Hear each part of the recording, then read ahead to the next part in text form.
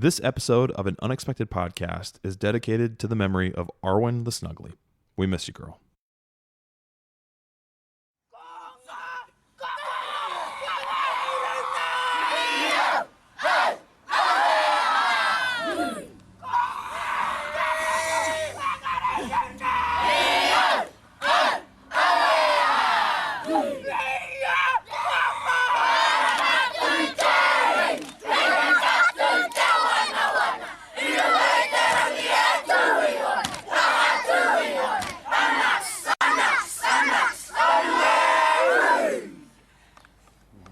That's the closest I've ever been to Theoden in real life. Wow. Hello, friends, and welcome to an Unexpected Podcast. I'm Ez. And I'm Lane. And we're talking Tolkien. We're coming to you from the Shire of America, the beautiful state of Ohio, in a little village called Amanda, and you're listening to LOTR on NPR. It's perfect, yeah. This week, we're weaving our way through forgotten paths of old to begin our ride of the Rohirrim. Hopefully, we can keep up with Theoden King, Orome the Great, reborn. He has a jolt of energy that surges through him and then is contagious with the riders, man. It just passes. I got like chills. Wildfire. Oh, dude. I really, right at the very, that's it. I just got straight chills. So. And dude, when you like read a story enough, sometimes those chills are kind of stolen, right? Because you know what to expect. You've read it before. But some of those moments, and we've talked about them for 50 some episodes now. Yeah. Some of them only grow. Yeah. And if that's not magic, as I don't know what is. I know. They only get better. And that one I was kind of like, we had talked like it's a short chapter. It is what it is. And it's not. It's better than I thought it was going to be. It's unbelievable. So it's good the stuff. moment and the energy that's in there. Kind of like our opening, right? Which sort of kind of mishmashes with our NPR opening there, but you heard a haka, right? Yeah, in absolutely. lieu of our normal theme song. As have you ever been on the receiving end of a haka? No. So the cool thing about that, all right, I don't want to like talk about this experience because I don't want to be one of those guys, but I want to be one of those guys for a second. But yeah. The first time I went to New Zealand, my principal, Jeff Matthews, arranged something very special for us. Yeah. Lindsay Oldham and myself, and then two other gentlemen who I don't even remember their names, don't remember where they were from. Yeah. But they were also visiting New Zealand. He set this up for us to go to a Maori school where they performed a pōwhiri for us. And a pōwhiri is like, there's hakas, there's singing, they get I think it's called a poi. It's like this, like bag stuffed full, like a ball almost on the end of a stick, and the girls I've seen that. dance with it do these crazy things. Yeah. So anyway, that clip you heard Yep. was from my favorite. I mean, and Mr. Matthews had enough foresight to video record all that. Yeah. So that was the actual haka that you heard that I like sat with my mouth on the floor, witnessing. Yep. And just like in amazement. And it was these kids. You saw the little boys. Yes. Who were like probably kindergarten, first grade, who just. They were so into it. So into it, man. And just like they channeled their ancestors. Right. And I thought it'd be cool to put at the beginning of this episode because we have a pretty huge pump up moment, a channeling of ancestors, a let's go son pep talk in this chapter, right? A crescendo of the Rohirrim. And I was like, I've experienced that once. I've experienced that. Yeah. And that one, I remember, and the boy who was leading it, in that particular haka, there's a point where the leader, everyone else is kind of like, their fist is on the ground, their knees are bent, and it's right before they all raise up for the last part of it. The boy who was leading smacks the back of the one who's closest to him and screams out and like says something in Maori. I have no idea what it is. Yeah. But it's just like the energy. I'm like, holy cow, they're ready to go to war. They're ready to go. And we are with some Rohirrim dude who are ready to go to war in this chapter. So I was like, that'd be kind of a cool way to open it up. But so cool. So Mr. Matthews, thank you for recording that. Lindsay, Oldham, and I have it forever. Yeah. And it's this cool memory that we can have in our minds, but also be able to look at on a screen. So Yeah, I actually got chills when I didn't know. I thought you did pull that up on like YouTube or something. Yeah. And then you showed me like, okay, now watch this. Yeah. And so first it was a front on just camera shot of that, and then pan back, and there standing in front of them is Lane Smith. I couldn't believe it. I was like, oh my gosh. I got chills. I was like, it was this nuts. is intense. They did this. You're on the receiving end of that. Yeah. And it was powerful. And it's cool. And Mr. Matthews set that up. And then, the principal of that school said, yeah, we'll do it. I mean, that's something that it's not done for everyone. You know what I mean? I mean, you see it All Blacks matches, the team does it as a ritual thing, but it's like it's a war chant, man. I mean, it's kind of gotten, I don't want to say cheapened, but it's used a lot, or people who aren't Maori will do it sometimes, and it's like, well, I don't feel doing that, but it's a big deal. It's a big deal, and I feel so honored to have been able to. I don't know, dude. The energy that was there, it was crazy. I felt transported to Middle Earth in a way. So yeah, there it is. Yeah. Do some quick counsel. Yeah, we might as Let's well. make it brief. Might as well. Yeah. Let's make it brief. Well, if we're being quite quick about it. How you doing, man? I'm doing well. And Have you recovered from that first stage of studio building? You got the feeling back in your legs? Physically, are you rehydrated? Yeah, physically I have. I learned a few things. Kev, Oh my gosh, Fogel, dude. they were learning a couple things. Yep. As you guys saw from Lane. It was a chore to have to teach them all that stuff, but they did pass it on to you. He was a project manager, so quality checks were happening quite often, and it was a lot. It was a lot, but he kept us, our heads in the game, and we got it done. You know what I have watched over and over again? I stood back for a second. It's when we were getting the studio all level. Yeah.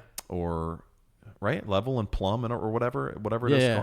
When Kev was walking around, and we were holding the walls up. And he's walking around with the level and hammering in, bit by bit, the different walls. Right. And that was probably one of the most time consuming. Oh, it took forever. Yeah. Yeah. It probably took about 15, 20 minutes. And in that moment, I thought to myself, there are people who build, and there are people who build to last.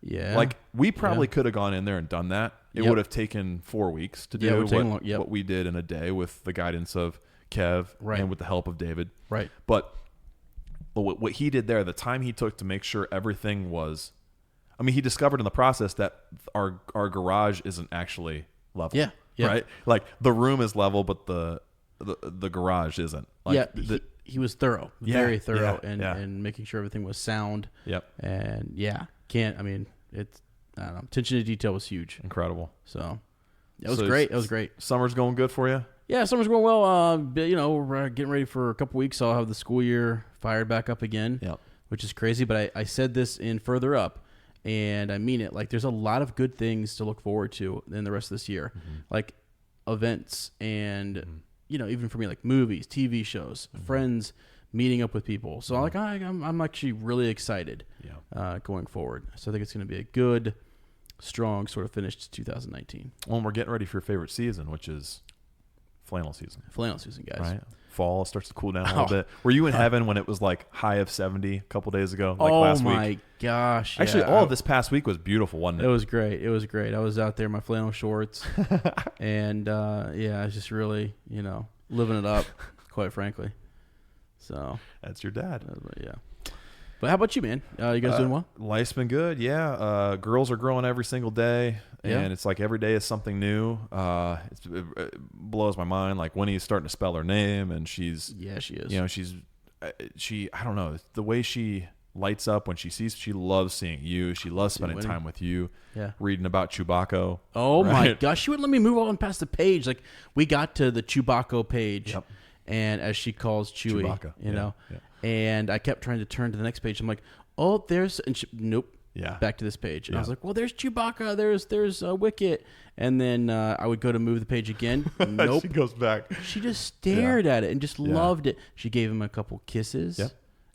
So it's cool because she loves reading that book, and it's kind of more recent book because it's whatever ones we have down that we kind of cycle through and we change those out. But every time we read that, I said, Uncle Ez loves Star Wars. I said, he's the man. He's the man for Star Wars. These are his characters and his universe. And so it's cool that she brought that down to read with you. I'm just thinking of that now. That's great. That's cool. But yeah, they're growing all the time. I don't know. I said it in Further Up, but this has been the busiest summer of my life, but it hasn't felt like it's gone too slow or that it's ever dragged. It's like, I can't explain it, but it feels like time is moving the way it should. It's like optimized. I don't know. It's never in my life have I felt that way, but we're sort of towards the teachers will know what we're talking about. Fellow teachers, we're in the Sunday night of the summer, right? Yeah. It's almost Monday morning kind of a deal. It's almost time to get back to work and prepare for the new school year. And usually beginning of August is when we start really getting kind of we got about 2 weeks left, so we need to go into our rooms and get everything set up and ready to go. But I don't feel nervous. I don't feel stressed. And I'm beginning a brand new position. It's going to be very, very different. Yeah. But I'm like so excited about it that there's no room to be nervous. Now, the night before school starts, I'll probably be pretty nervous. Yeah. But it's like, I don't know. I feel so excited. I feel like I'm going to second grade for the first time. You're passionate. You're fired up. I am, dude. I'm ready to go. I think this year is going to, the same way you feel. Yeah. I feel this year is going to have, I don't know, it's going to end real strong. It's been a beautiful year, but I think it's going to continue to, the rising action is still in process. You know what I mean? Yeah. Yeah. Just real quick on that note, I wasn't going to do this, but I'm going to do it. Come on, man. Yeah. So nothing happens in this chapter. No. We can just breeze through it. We'll just breeze through it. So let me see if I can find this real quick. As some of you know, we also participate in a wonderful book club with Goldberry. Mm-hmm. It's about Narnia. Yeah. It's about Aslan. Yeah. And my friends, I will just say this. We just got done recording it. And I saw, and this is, I'm being dead serious. I want as many of you as are willing, even just the very most recent episode. You don't have to, if you're not ready to go dive into a whole other book club and you're behind in ours, that's fine. But if you get a second, maybe I'll try to find the timestamp. My boy Lane Smith gets so fired up, and I'm watching his wife sit across from him. That never happens, by the way. And he's talking about, it was like the spirit was moving. I'm serious. It was absolutely fantastic. It was one of the, I kind of sat back and just watched you and Goldberry kind of go back and forth, and I kind of had some nice little interchange. I learned a lot in about you guys, and then I learned a lot about just from Lewis. And we were talking about the rest of the school year, or I'm sorry, the rest of this year, and then us going into the school year. Mm-hmm. And a little quote popped up that I just could not. It was amazing. It was the what was the guy's the cabbie, right? Yeah. Okay. Here we go. Okay, so they're in. They went to the. Wood Between the Worlds, and then they end up going into another pool. We're not quite sure where they're supposed to be, right? And he says to them, because they're kind of worried, they get the kids there, and they say, what is this place? What's going on here? And he says something and there ain't nothing to be afraid of if a chap's led a decent life. Yeah. Okay. Yeah. Read it again. There ain't nothing to be afraid of if a chap's led a decent life. Mm-hmm. That quote is going on my board. Lane knows why it means so much to me. I think yes, actually a lot of people don't know why. As soon as you started talking, I was like, I get it. Yeah, because I have some sort of nervousness going back into this school year, and this more of these things keep cropping up in my life, and I'm sort of like, this bad boy will be front and center. I'm going to make a poster out of it. It's going to be right there. I'm going to see it every day when I walk in. Yeah. And it's going to be a statement to everyone in that building. It's just I can't wait. I'm actually really fired up, and my mind's thinking about just all of that stuff, getting the classroom ready. I'm not gonna speak out of turn here. All I'm just gonna say is when you're wronged, okay, in a hurtful way, which you could say or not say that you were this past year. I was. You do start to. I don't know, because I've had the same, not the same. I've had a similar experience, right? Yeah. Where we all have when we've been wronged. We start to think, oh my gosh, well, you go inside and you're like, who am I? That's right. Who am I? And It's do people interpret me the way I know I really am, like who I really am? Yep. And it causes a lot of fears. It causes a lot of anxiety. It causes a lot of overthinking. Yeah. You start to question yourself. You start to think about things that are so menial. Yep. And you're like, well, how is that being interpreted? How could someone take that? And it's a game that leaves you can leave you paralyzed. Yeah. Right. And what the cabbie does right there is he causes you to question too, but after you're done with your assessment and you step back and you look, it gives you a lot of peace, right? Yeah. If a chap's led a chap-ass has led a decent life, there's nothing to be afraid of. No. And I think it's like a simple way. It's a simple rule, just something that I could look at and say, how would I answer that question? Yeah. I know how to answer it. Yeah, absolutely. And now I feel really good. Yeah. I don't feel afraid. There's nothing to be afraid of. That's right. And that is something sort of powerful. And that's the stuff that my dad's been kind of reminding me about and I've been, getting back into. And it's just sort of like, I don't know, kind of needed it. And as we're gearing up to ride into Minas Tirith and we're facing down the enemy. Yeah. It's good. It's good to, right? I mean, to take stock, I guess, to look inside. And Theoden kind of has a moment like that too. They all do, don't they? Yeah. They see the city burning. Yep. And then they catch a flash of something. They sniff something too. They do. Or they think they do. They do. And then they catch a flash of something that gives them hope. Right. And yeah. Yeah. Wow, dude. It's great. Way to get deep in quick counsel, right? I mean, we're there. It's all right. No, it's beautiful, dude. Thank you for I don't know. I love you, man. I love you I too, love man. doing this with you. I love all of our uppers. I'm blown away every day with what's happening. I know we say it all the time. I'm sorry. I don't. If you hate when we talk about this stuff, skip ahead. Hit the 15-second twice. Yeah. And I don't know. I feel so honored and I don't know, just like lucky to be in this community, to be in the Further Up community, to be able to meet every week and like the Never Ending Podcast song says, meeting every 2 weeks. Yeah. In this book club, I can't remember the lyrics, which is funny because we wrote it. But yeah, it's a beautiful thing. I know. Something else that happened, I want to give a quick shout out real quick. Yeah. Recently we had the Uncle Slam Sevens, which is a rugby tournament that the Lancaster Rugby Menastone we put on, and it's our third year. And one of our referees, Sam Naish. Sam, hope you're listening. He said he was going to get into the podcast because of something that happened. So he was a referee last year as well. Yeah. But just because of the nature, I tried to do a lot the second year to help, I don't know, make sure everything was going well.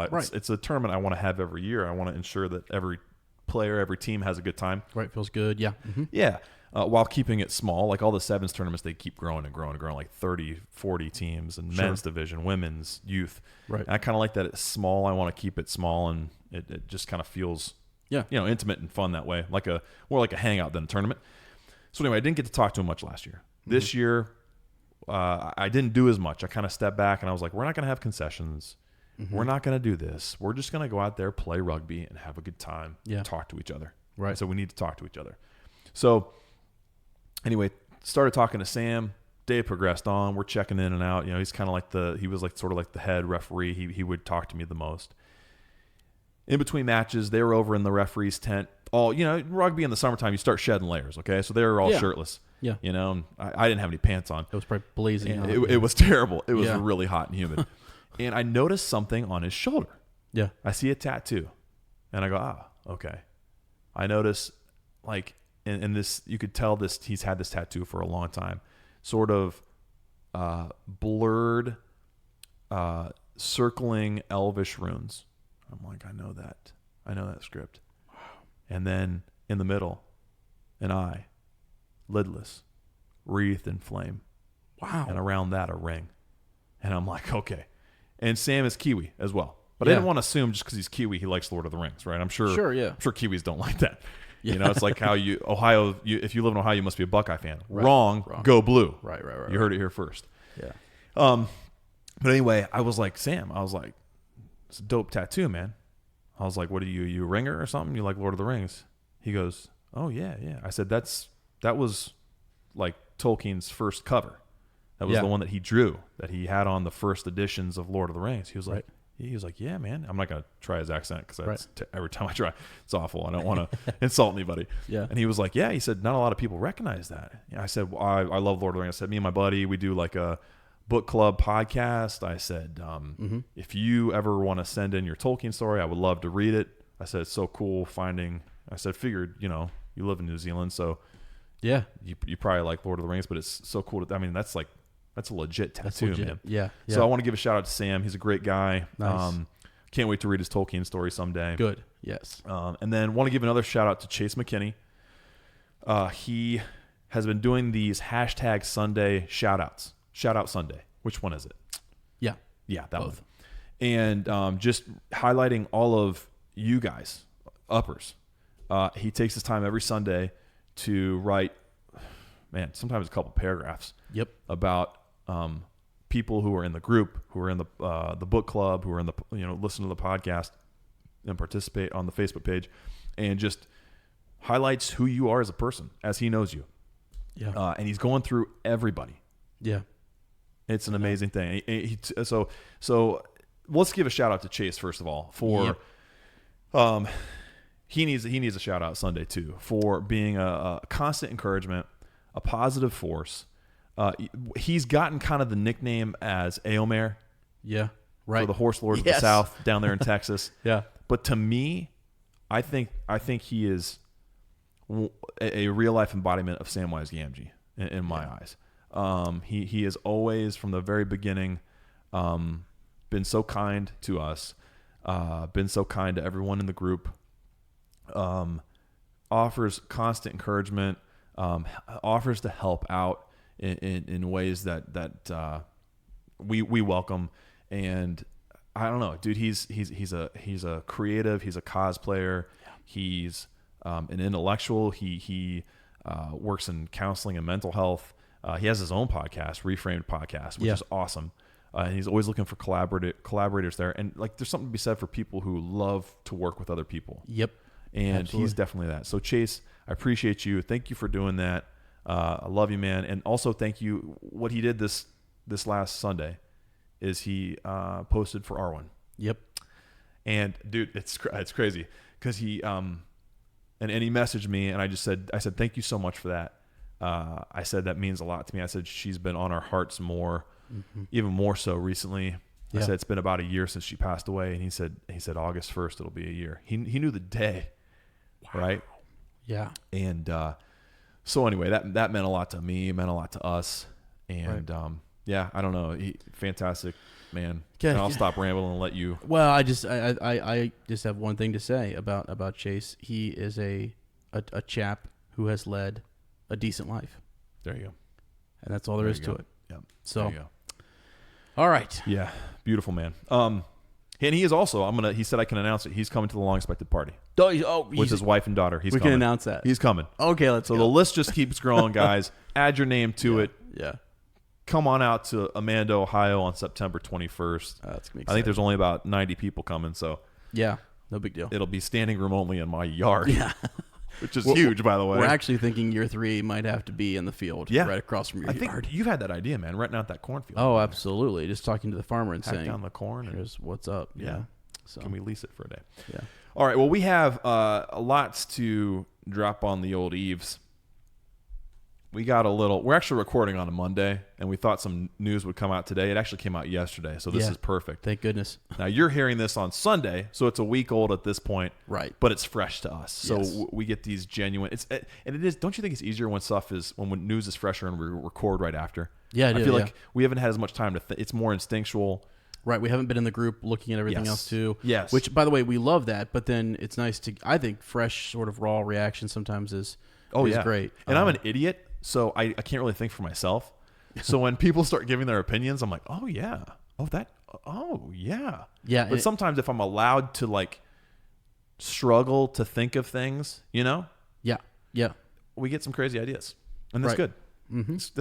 I don't know. It makes me feel good, I guess. No. Yeah. I hear you. So Amazon show news as am I shaking? You're shaking, bro. I'm shaking, bro. What's going on, man? We have the filling in of the white spaces. It just continues. There it okay. is. Bring it back. Filling in of the white spaces in the map. Yep. LOTR on Prime, on Twitter, on Facebook, on Instagram, they released a video. And in this video was a creative team reveal. Yeah. Yep. Let that hang there. A creative team reveal. Now, I'm not going to say announcement because these people have been working on this project for months, right? Maybe a year. But it has been revealed to us, filled in who some of these people are. Yeah. And what I thought was really cool, even more than who they are, because a lot of them I don't know. Sure. But projects they've worked on. You want me to just go ahead and list some of these projects? Yeah, I would love to. Yeah. Okay. We've got writers from Better Call Saul, Breaking Bad, 13 Reasons Why, Hannibal. Are we catching your attention so far? Yes. Halt and Catch Fire, The Sopranos, Yep. ER. Pretty big so far? Pretty big. How about Stranger Things? Yeah. How about Fringe? Yep. How about Toy Story 4? Yep. That's huge. How about Game of Thrones? Wow. If nothing else, these are pretty big Yeah. titles. Yep. How about a director who's worked on The Impossible, The Orphanage, A Monster Calls, and the new Jurassic World Fallen Kingdom? Mm-hmm. Okay. Yep. Who is bringing on his partner, who's kind of like co-creating, has worked on the same projects as him. Yep.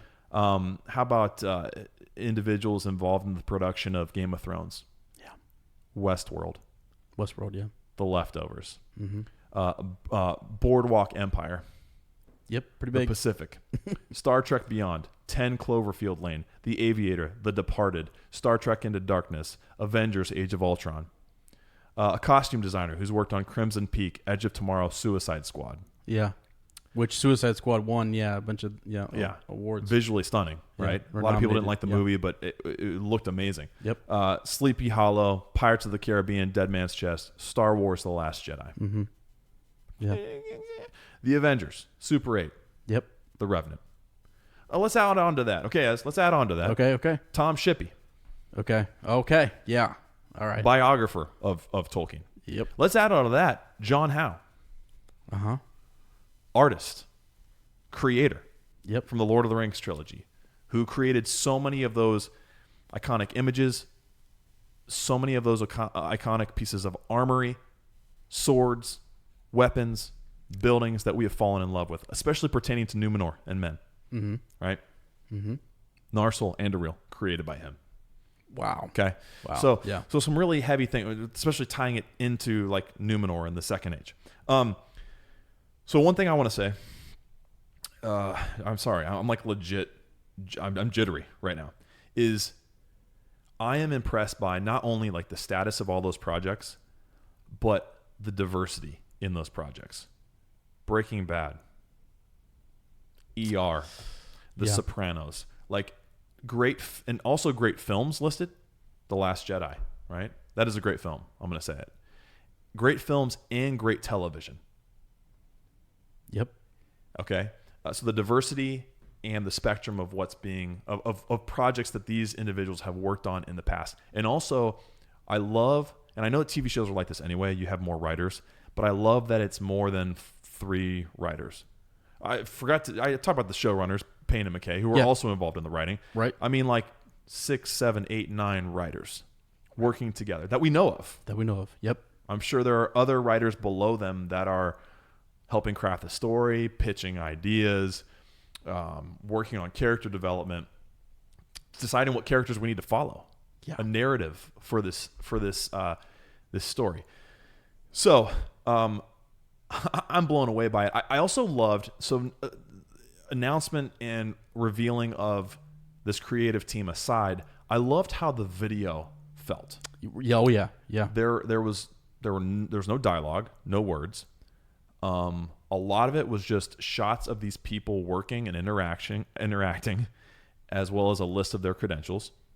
But you had a really cool moment of showing the map. Another cool moment of Payne or McKay, I don't know which one. They run together for me. With Hobbit slippers on, as he's sitting at a desk. Yeah, that was cool. With the Yeah, Hobbit that was slippers. And it felt like I wasn't looking at it going, this isn't Lord of the Rings, but I wasn't looking at it and saying, oh, this feels like a Peter Jackson behind the scenes deal. It felt familiar, but it felt fresh and different too. Yeah. And I loved it. Everything about it, I loved it. So we're getting this. It kind of seems like LOTR on Prime is listening to what uppers want. A balance of old. It does seem that way. Coupled to new, fresh ideas and perspectives. I don't know. Yeah, I'm blown away, bro. You should be. What were your reactions? How did you? I wish I could have been with you when you watched this. Yeah. Well, so my thing is it actually seemed very. They're on the old typewriter, right? That was a part of it too. Going back to the writing the words. Yes. How Tolkien would have written it.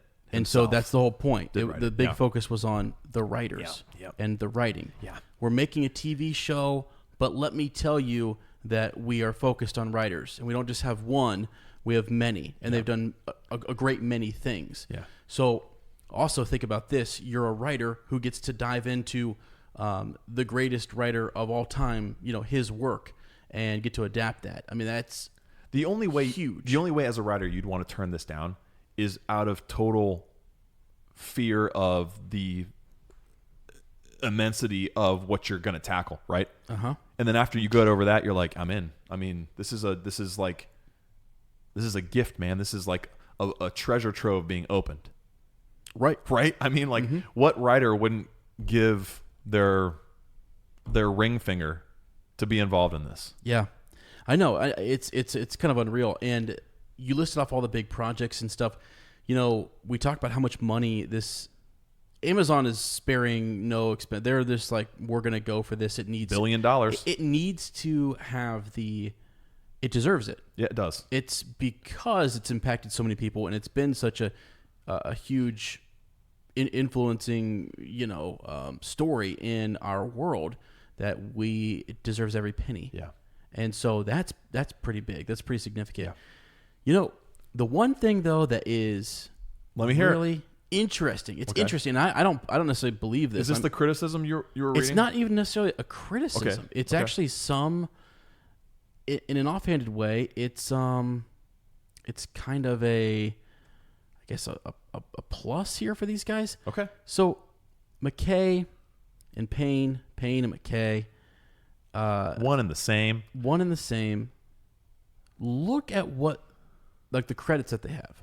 Like, look at where they, like, the works, things that they've worked on. Yeah.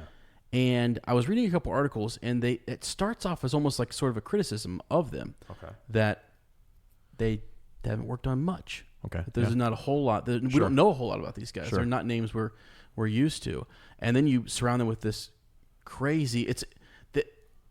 I'll just tell you the article. The article that I was looking at was like, it's avclub.com, and I don't know. Someone's on here kind of making the comparison between like Frodo being surrounded by, and it's going to get better, being surrounded by the likes of Aragorn, Gimli, I like that Legolas, comparison. and it's sort of like, whoa, this is. I mean, they got some big people surrounding these guys that are in charge of running the show, and the way they put it in the article is, these guys must have made one hell of a pitch. Yeah. They must be so passionate about this and have really like shown something. The key was the P word you just used. Yeah. Right. That passion came through. Yeah. And it's like, that came through. And it came through in watching their Twitter feed and the way, if they're running this and they're kind of managing stuff, there's a tone that comes out. There's like, I think the whole idea, and like the first thing we see is a focus on writing. Yep. I don't know that a lot of people are talking about that we're talking about a story, a text, a great writer who, I mean, they're going back to this, to like second age stuff, bro, which is crazy. Yeah. So this is a real, true, deep appreciation for the world that that Tolkien created. So I don't know, man. I think that's different because you could have done like here's all the actors, here's all this, here's all that, but they chose to set the tone with this. So, and we were just talking we were talking further up in the other, the other universe, the other magical world about not safe but good. Yep.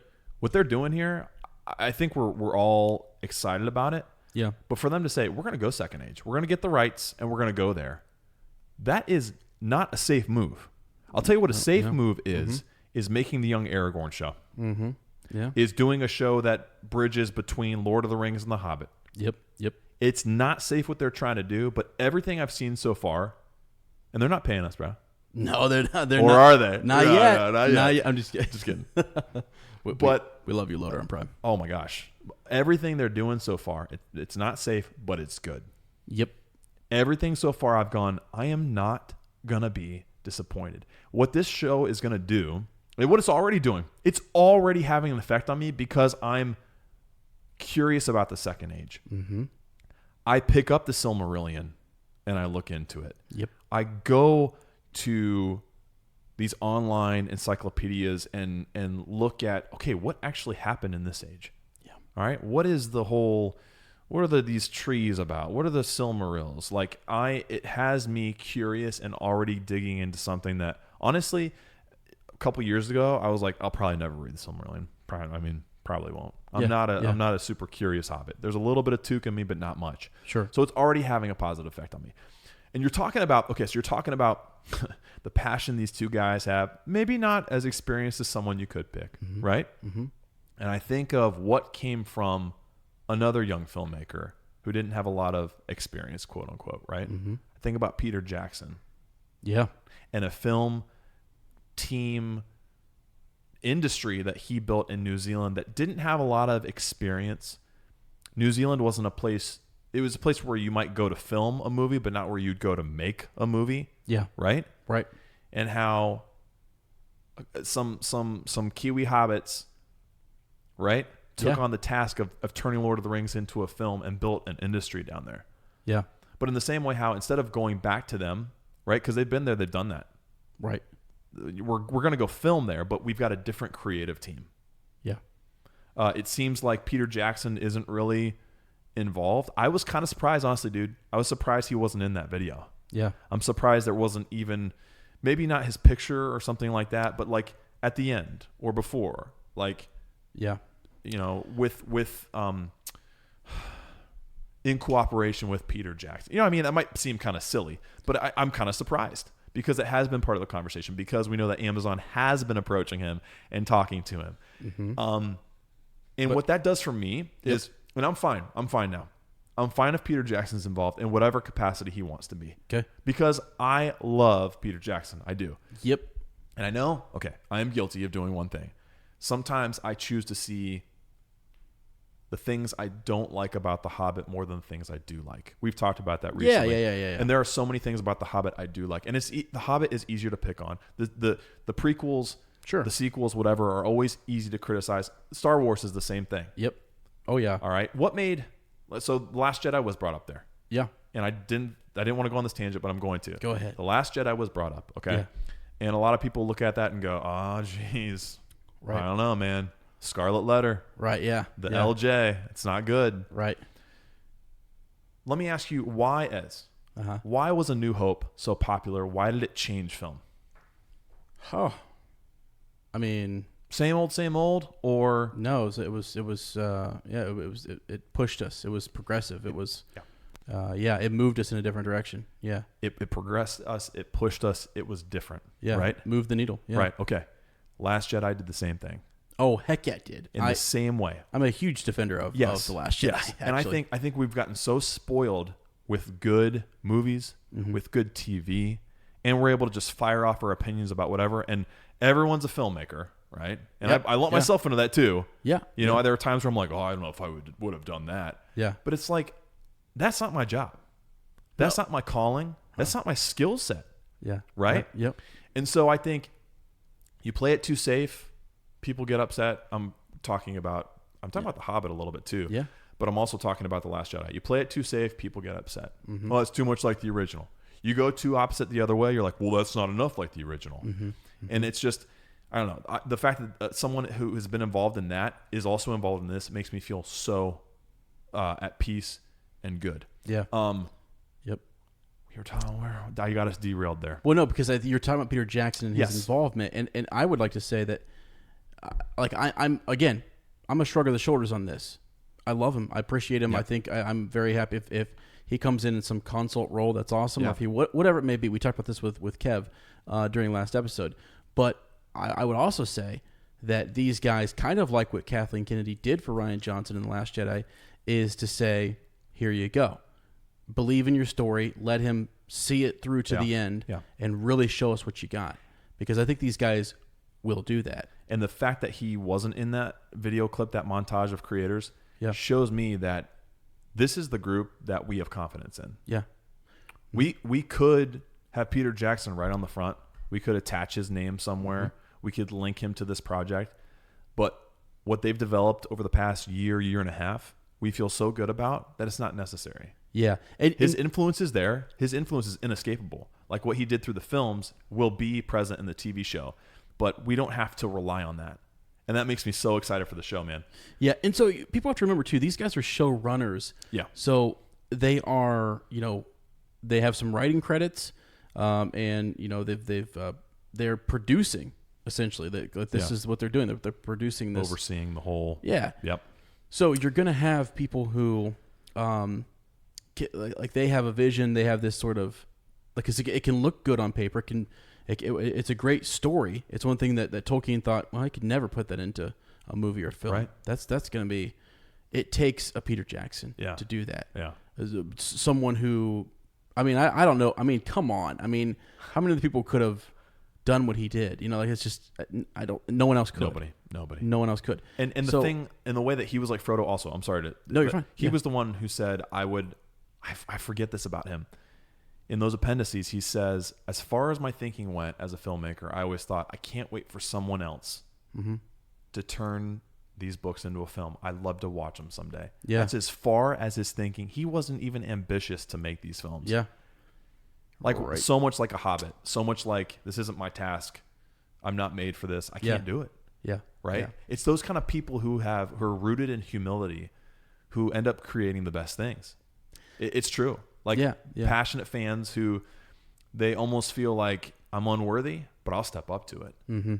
Sure. So these guys seem the same way, don't they? That's why I'm super fans. Really hopeful that they get a moment to just give them room, give them space, and let them play their thing. Yeah. Let them play. Let them get to work, and they are. It seems like that's what they're doing. Yeah. So I'm excited by that, and it's got me fired up because I'm rooting for these guys hardcore. Yeah. Because I am seeing articles out there saying, well, these guys haven't done anything. Like, whatever. Amazon's really putting a lot of money on top of, well, again, I don't know, man. When you find, like, let's say Peter Jackson wasn't known, and all of a sudden, like, you find a guy who can pull this off, and, I get you have to get your pay your dues and do your, have a couple, I don't know, credits here and there for whatever. These guys, again, must have come in passionate, fired up, had a great plan, great ideas. Things that they were like, we cannot let these ideas go anywhere else. They may also have had this list of people that they want to work with. Yeah, too. That they sought out and maybe they were hired independently, but they could have also said, like, we have these other people that we've already talked to who've worked on these other projects, brought success to the screen, small and big, that want in on this. Yeah. Yeah. And we all have the same vision, we all have the same goal. Well, it's sort of this is gonna be a crazy sports analogy, but like, it's almost like these guys they've come on as the coach, and they're running a certain type of offense, and they say, well, for that type of offense, you're going to need a stud fullback. Yeah. And we got one for you. Yeah. Yeah. They happen to be the writer for this show or for that show. Yeah. And so we know what you want to do. Yeah. So let's get some people around you to make that happen. Yeah. Which is exciting. So, and to speak to that criticism, or not criticism, but just questioning, I think that's going on with some people of what have these guys done? Right. I don't see any credentials or, noteworthy credentials, I guess. Yeah. You said a while ago, I think it was when The Last Jedi came out, actually. Sorry to keep coming back to that, but it's okay. It's a polarizing topic. Yeah, Star Wars, for people definitely. who like fantasy and sci-fi. And you said it's cool to be critical. I guess it's just kind of cool to be critical. Critical is the new hit, right? Yeah. And that's where I think no matter what they do, they pick two fresh, young, energetic, what's the word I'm looking for? I want to say untainted, but I don't really like that word. Yeah, I know what you mean. unjaded individuals, Sure. who have great ideas, who want. Okay, well, they're too young. They're too inexperienced. Yeah. You go with someone who's done it before, and you go, oh, it's just the big guy. Yep. It's just the big guy. They're bringing them in. Yep. People who Same enjoy old. being critical, and I get it. You get people interested because if I'm criticizing something, it means I have the answer, right? Or I think I have the answer, and so people like to go to someone who knows for sure that, oh man, well, hey man, he said it. He's got some great points. Yeah. Some great points, and we're always looking for points to back up, or someone who knows for sure, and it's just nice. It's nice to just, I don't know, to have this kind of trust we have, or whatever we have with the direction the show is going, that both of us feel we're excited. Yeah. Our expectations are at least we're getting more Middle Earth. Yeah. That's We're your happy about expectations. consuming more. Yeah. Right. How could we be you can't be disappointed. Yeah. And it's people who are passionate, especially the showrunners we know about, people who are passionate. And here's another thing too, dude. Tom Shippey wouldn't be involved if he didn't believe in it. Yeah, there's something. John Howe wouldn't be involved if he didn't believe in it. Yeah, those dudes don't need money. Right. They don't need money. Right. They believe in what's going to happen. They're excited about this telling of a new age. It's important to a lot of people, and they're making sure that they got the right team surrounding it. And so I think, I mean, again, you can be critical. That's totally, it's cool. But it's cool. It's a cool thing. It's just like, I don't know, like it's amazing to me sometimes how critical we are before. Let's see it first. We've never even seen it. Let's see it first. We don't even know it. We have no idea. Right. No idea. So I don't know. Okay, so sort of, I don't know, piggybacking off that, there's talking about involvement, right? People who've been involved in the past in Middle Earth. There was a Deadline article that kind of showcased Orlando Bloom, right? Yeah. One of our favorite pointy-eared elves, the immortal, the powerful, the graceful Legolas himself. All right, seemingly ageless. Is Orlando Bloom ever going to get old? No, heck no. I look in the mirror and I'm like, dang, dude, I'm starting to look rough. I'm aging. I'm aging over. aging, bro. And you got Orlando Bloom. I don't know if he's drinking magic elixir or what, but he and Elijah Wood, bro. Yeah, I know. Ageless. So he was at some press tour promoting a new Amazon series he's involved in called Carnival Row, and it's Amazon, and the show's out, and it's fantasy, so they're naturally the questions come about. I think actually he was talking about Peter Jackson, and he said, it's so funny because I remember being on set with Peter, was it 20 years ago now? He said, wouldn't it be fun to think about people doing a remake of Lord of the Rings? This was amidst doing this remarkable shot, and I said, that's never going to happen. Yeah. So, I mean, it's kind of, it was talking about Peter Jackson's kind of prophetic statement. Yeah. And just even the humility of that. Him thinking that, like, someday they're going to remake this. Remakes happen all the time. And so this isn't a remake, obviously, but it's just he was kind of right. Like, people are going to revive Middle Earth, right? Bring it back in a new way. And so they also asked him, do you think that you'll come back as Legolas? And he said, I like to think of myself as ageless, referring to him being in The Hobbit as well, but I don't know where I would fit in that world. As Legolas, they've probably got a 19-year-old kid who's ready to go. Yeah. He said. So I kind of like that too. I like that, I don't know. I just like knowing when people, when Jordan knew it was time to go. Sure. And then he came back with the Wizards. But, you know what I'm saying? Like, when a guy knows and a girl knows, it's, hey, I've done it. I'm done. Like, I had my time in that world. I want to move on to other things.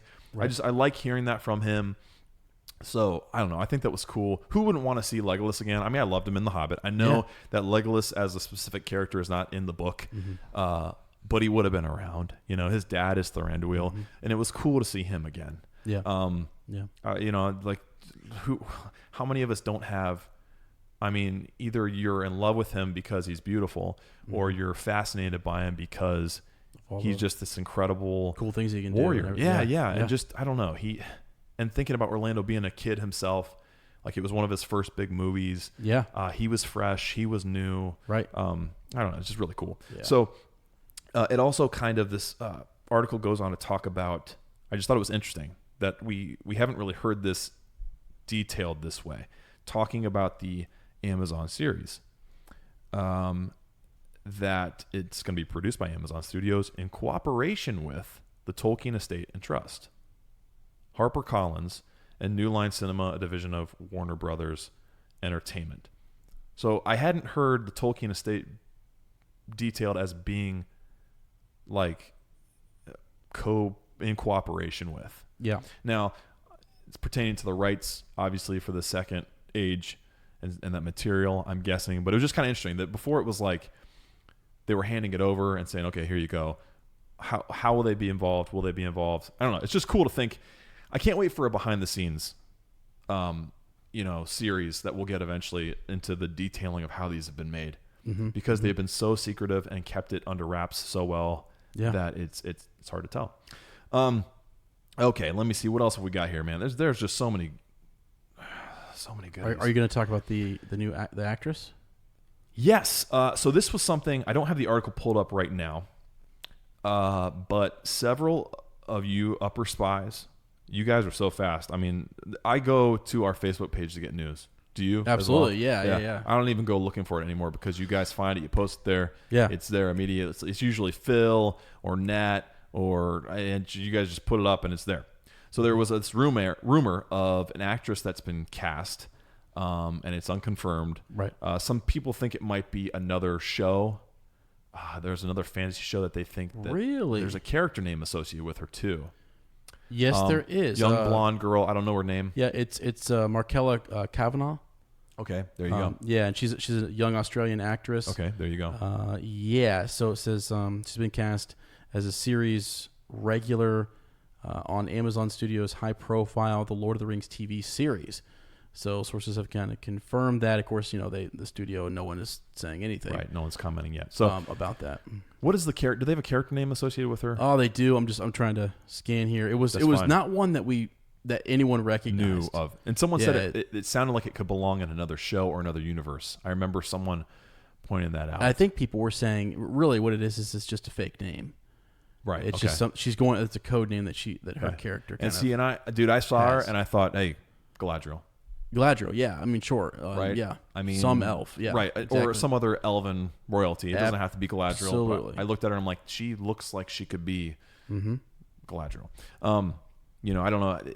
We're gonna be confronted with moments like that where if they recast a role that we saw another actor portray in the films, it's going to be a little jarring at first, I think. Mm-hmm. But if we trust it and try to see it through, I think we're going to be all right. I mean, for instance, Second Age, you have Elrond. Yeah. Is Hugo Weaving going to reprise the role, or are we going to find somebody else? Yeah. You have, if we're talking about Numenor, we've got Elros, his brother, his twin brother, who decides to embrace his half manhood and become the first king of Numenor. Yeah. Okay. So if we're showcasing Numenor and we're showcasing Elros, depending on how far we go back, then we're probably going to have at some point his relationship with Elrond, I'm guessing, and the elven side of how he stayed in Middle Earth and founded Rivendell and all this stuff, Imladris, right? So, yeah, I don't know. It'd be interesting to see if characters are recast. How long will it take for us to adjust to that? Can I tell you, I have a preference. Yeah. Just in that, if you got Hugo to come back and then you didn't get, let's say, it's got to be consistent. Yeah, I see what you're saying. Across the board. I mean, it'd be kind of like, oh wait, we have this guy, but we don't have Gandalf, or not Gandalf, but Ian McKellen, right? So if you're going to recast, you recast across the board. Yeah, and I totally agree, because if not, it's too much of you're jumping back and forth between film carryover and brand new characters, and I think visually it becomes a problem sometimes. Sure. So I'm with you on that. Absolutely. Okay, dude. So I have I call it a boldish prediction because it's not really that bold. Mm-hmm. But I have a prediction on how the series is going to open. Okay. So I'm going to preface it with this. I thought about going big and being like, yeah, guys, I know more about the second and first age than I've been leading on, all right? But I'm not even going to pretend that. So I've just started thinking, I'm like, how are they going to do this? How are they going to... And I'm like, what actually happens in the second age? I know certain events, but I don't know all of it. or close to all of it. So I Yep. went back and I started looking at the timeline. I'm like, okay, here we go. Here's the second age. Here's everything that happens. And this is how the first age ends. I'm like, all right, cool. So where are they going to start? How are they going to do this? I know sort of like the second half of the second age. And you got heavy stuff with Sauron. At the very end of it, you've got the last alliance of the elves and men. Right. And the conflict and the cutting off of the ring. Yep. And the defeat of Sauron, his physical form anyway. But I didn't know really. So I go in and I start looking. All right. Mm-hmm. And I'm like, I think, okay, and this is scary for me to say this because I know a lot of people and a lot of you uppers, you know this legendarium much better than me. So be kind to me. Because we're all friends, right? I think that the series is going to kick off. It's going to begin with either a synopsis of or a portion of the War of Wrath. Okay. Okay. And I'm going to tell you why it works. Okay. I'm going to tell you why it works. Because at some point, all right, we're in the second age now, right? Yep. With a good 5 seasons guaranteed in the second age. Mm-hmm. Upwards of 5. I think we said that we've heard 3 to 5. But if it's first season successful, it's going to be 5. We're going to go into the first age eventually. You think? Yeah. I think so. Yeah, I think okay. we got 5 seasons in the second age, and then we're going to the first age. I think we have to. Okay. So the reason this works perfectly, I'm Okay. going to sell you on this, All right. is because it does exactly what Lord of the Rings did for us. A lot of people, and we've done it too, express, things. I didn't really like this about Lord of the Rings. Didn't really like this about The Hobbit. I have never heard anyone say that they didn't like the way the Fellowship of the Ring opened. The prologue piece. Yep. Right? The prologue piece with Galadriel narrating, giving a rundown of all the histories that led up to See it now. all the histories Yep. that led up to what we're about to get into. Mm-hmm. My goodness. I think you could accomplish the same type of thing. Now, I'm calling it boldish because it's not really bold. Because really, this would be and hopefully they don't, because this might be too safe of a way, or too repetitive, or too, I don't know, parallel to how the films started. Uh-huh. But what you could do is you could show the conflict that was there before, the people of the groups of people that were present in the first age. Mm-hmm. Yep. You could show the defeat and banishment of Morgoth. Okay, dude, I have to. So I was explaining this to Sarah, Yeah. and she was like, "Morgoth, all right," and I was like, "Yeah, what?" She starts dying laughing. She's like, "That's a name." I was like, "Yeah, Morgoth." Yeah. She was like he's more goth. Oh my! I was like, "Get the black lipstick, get the black lipstick out. Yeah. Get the eyeshadow on." Wow. Yeah, that's Morgoth. So I just thought it was hilarious. I was like, "Sarah, you're so funny." That's funny. And I'd never thought of that name in that context before. Me neither. So Yeah. you see the banishment of Morgoth, right, into the void. Yeah. And then the sort of like the disarray that happened, and then also the surrender of Sauron to is it Valar? Is that who he surrenders to? Yeah. And then his release and his fleeing east, Mm-hmm. and the setup of is that when Numenor was You're gifted? talking about the second age now, yeah. Yes. Is that when Numenor was gifted? Mm-hmm. Okay.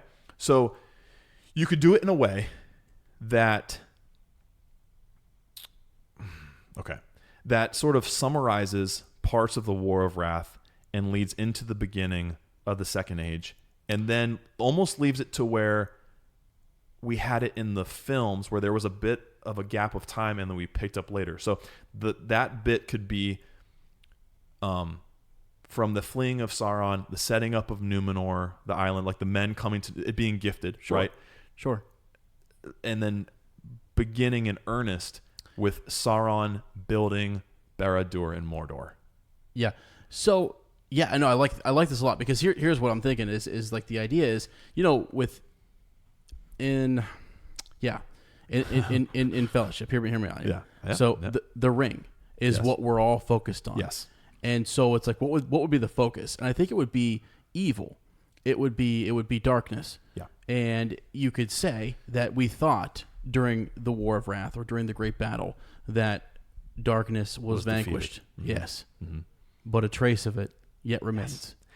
And that's what you're kind of saying is that like you understand that this is not the beginning of all of this. Yeah. There is even more before. Right. But we are dealing with it and maybe you work it up in such a way that it's a darkness that that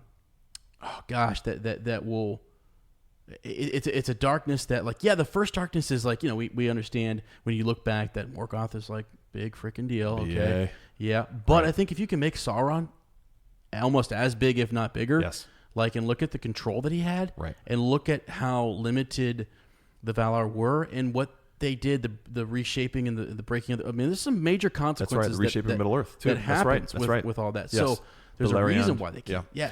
Can't step in. So men and elves and, like the people of Middle Earth are like left to their own. Right. It's kind of a crazy time. So Second Age is that bridge where that darkness is growing and growing and growing and growing. And they didn't think that it was going to be as big of a deal as it turned out to be. And it becomes such a big deal that in the Third Age, they have to send in the Astari.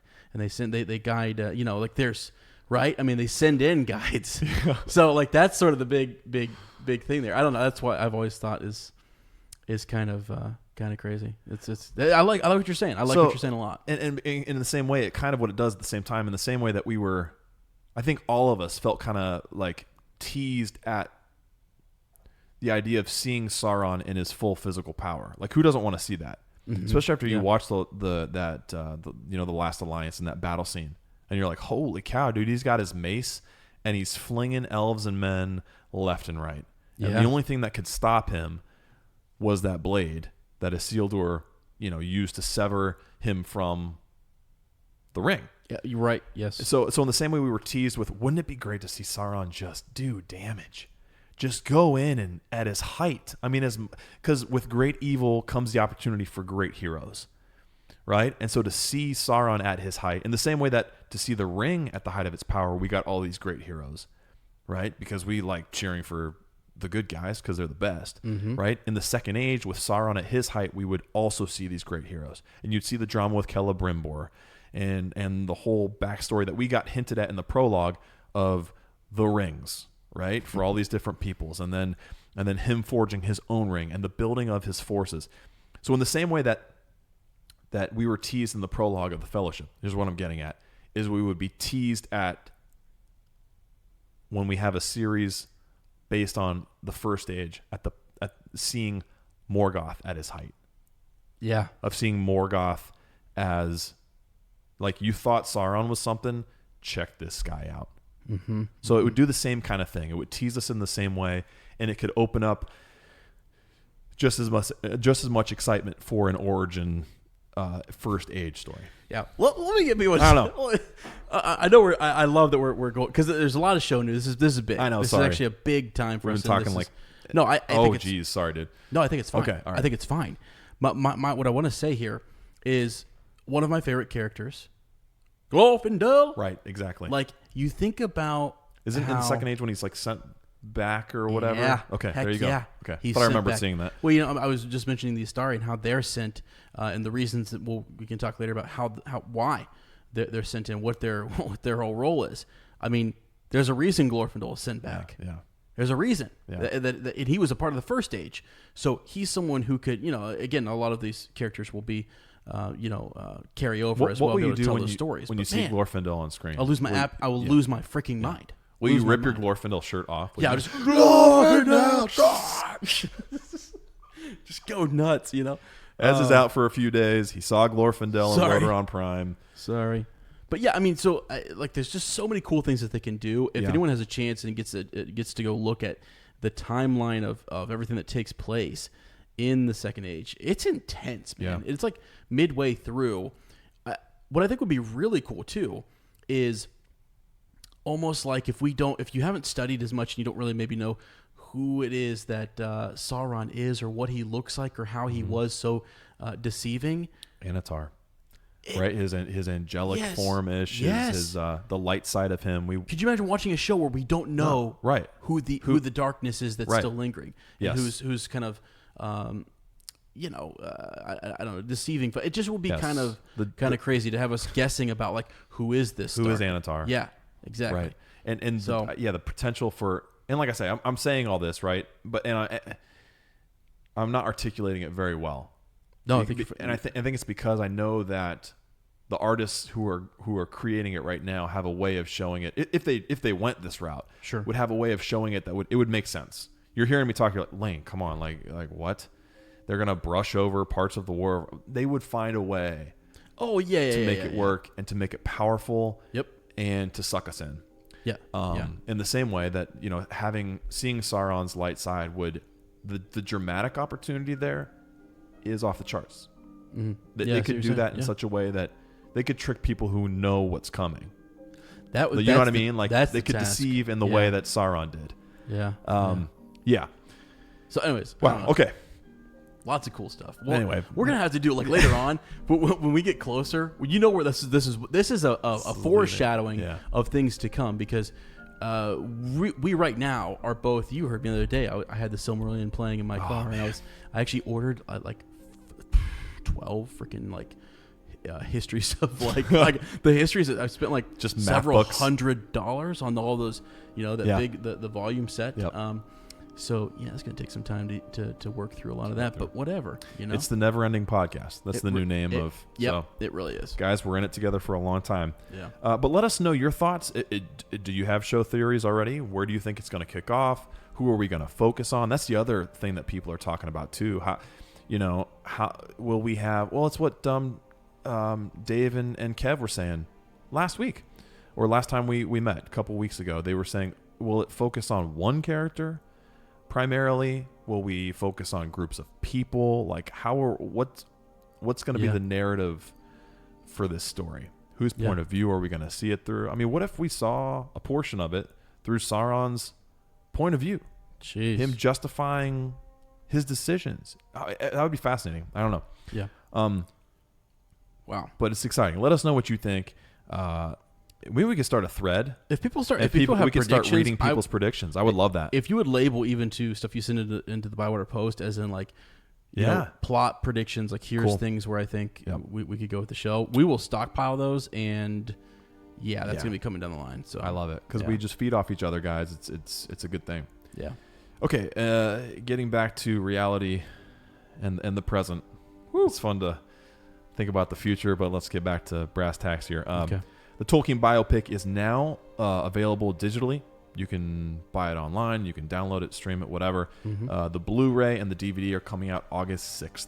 So look forward to that. I think I said last time, Sarah pre-ordered the Blu-ray. It'll be arriving to the Smith House, here in a couple weeks. I'm very excited about that.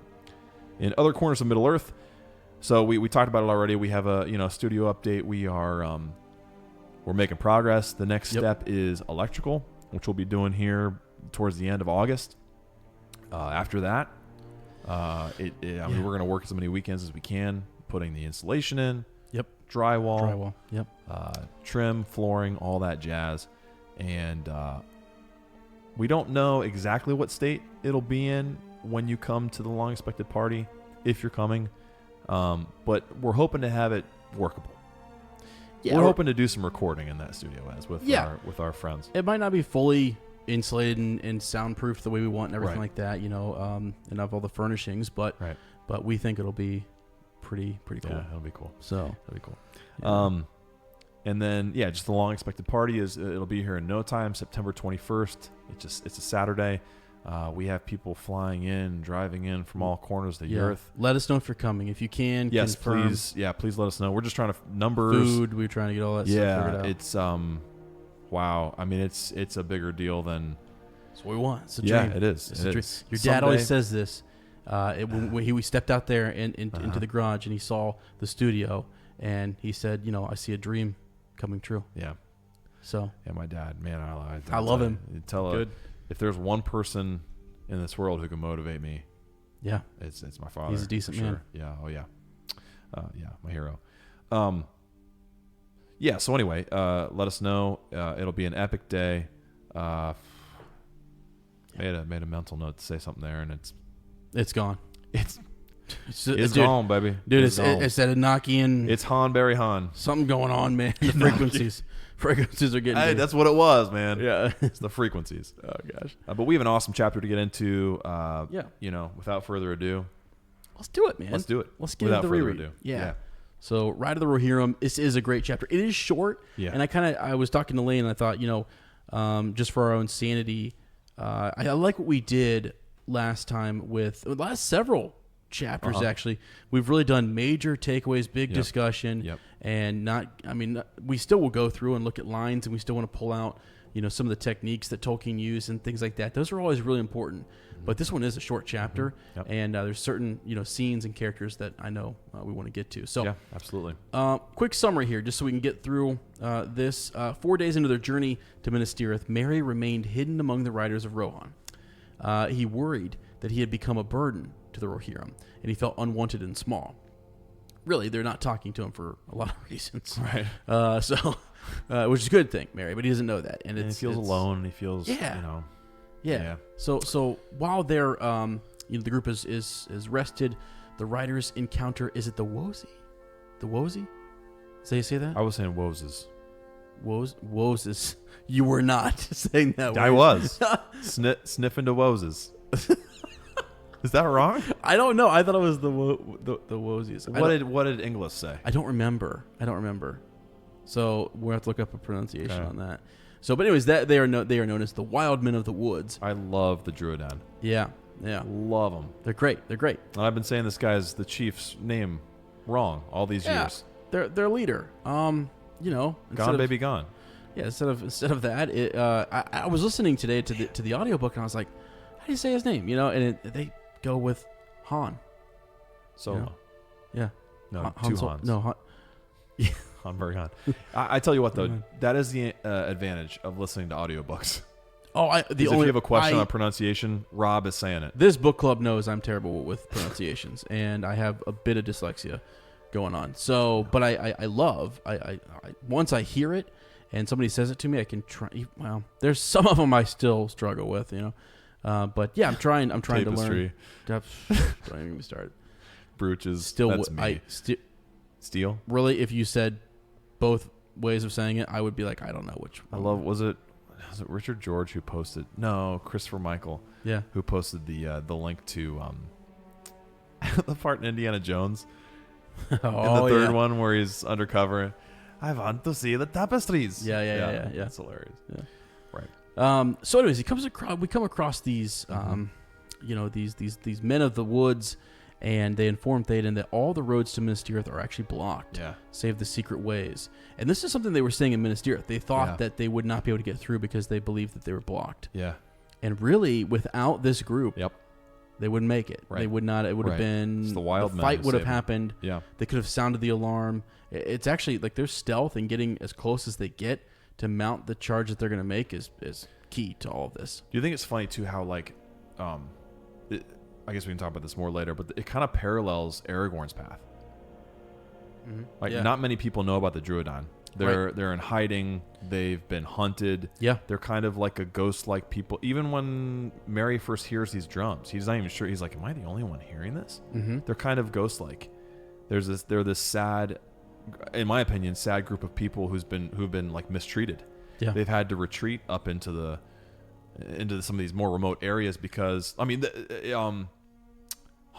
Barry Han, says that you have to promise that your people won't hunt mine anymore. Yep. And you look back into some of the histories, and the people of Rohan would hunt for these people for sport. Yep. And so I thought it was interesting. They know a secret way. They help. So I guess the difference is they're not going through a secret path to try and win the support of an army. They're fighting support, and they're being led by these people through a secret path. Mm-hmm. But I thought it was kind of interesting how it sort of, it did kind of mirror what Aragorn was doing. I imagine if Aragorn wouldn't have gone with the prophecy and gone with his gut and went and faced, and summoned the army of the dead, he would have been on this path going, this is the same thing. Sure. It's just as slow going. It's just as secretive. I should have gone and done what I knew I should have done. Mm-hmm. Right. Yeah. So kind of a confirming, event there. You know what I mean?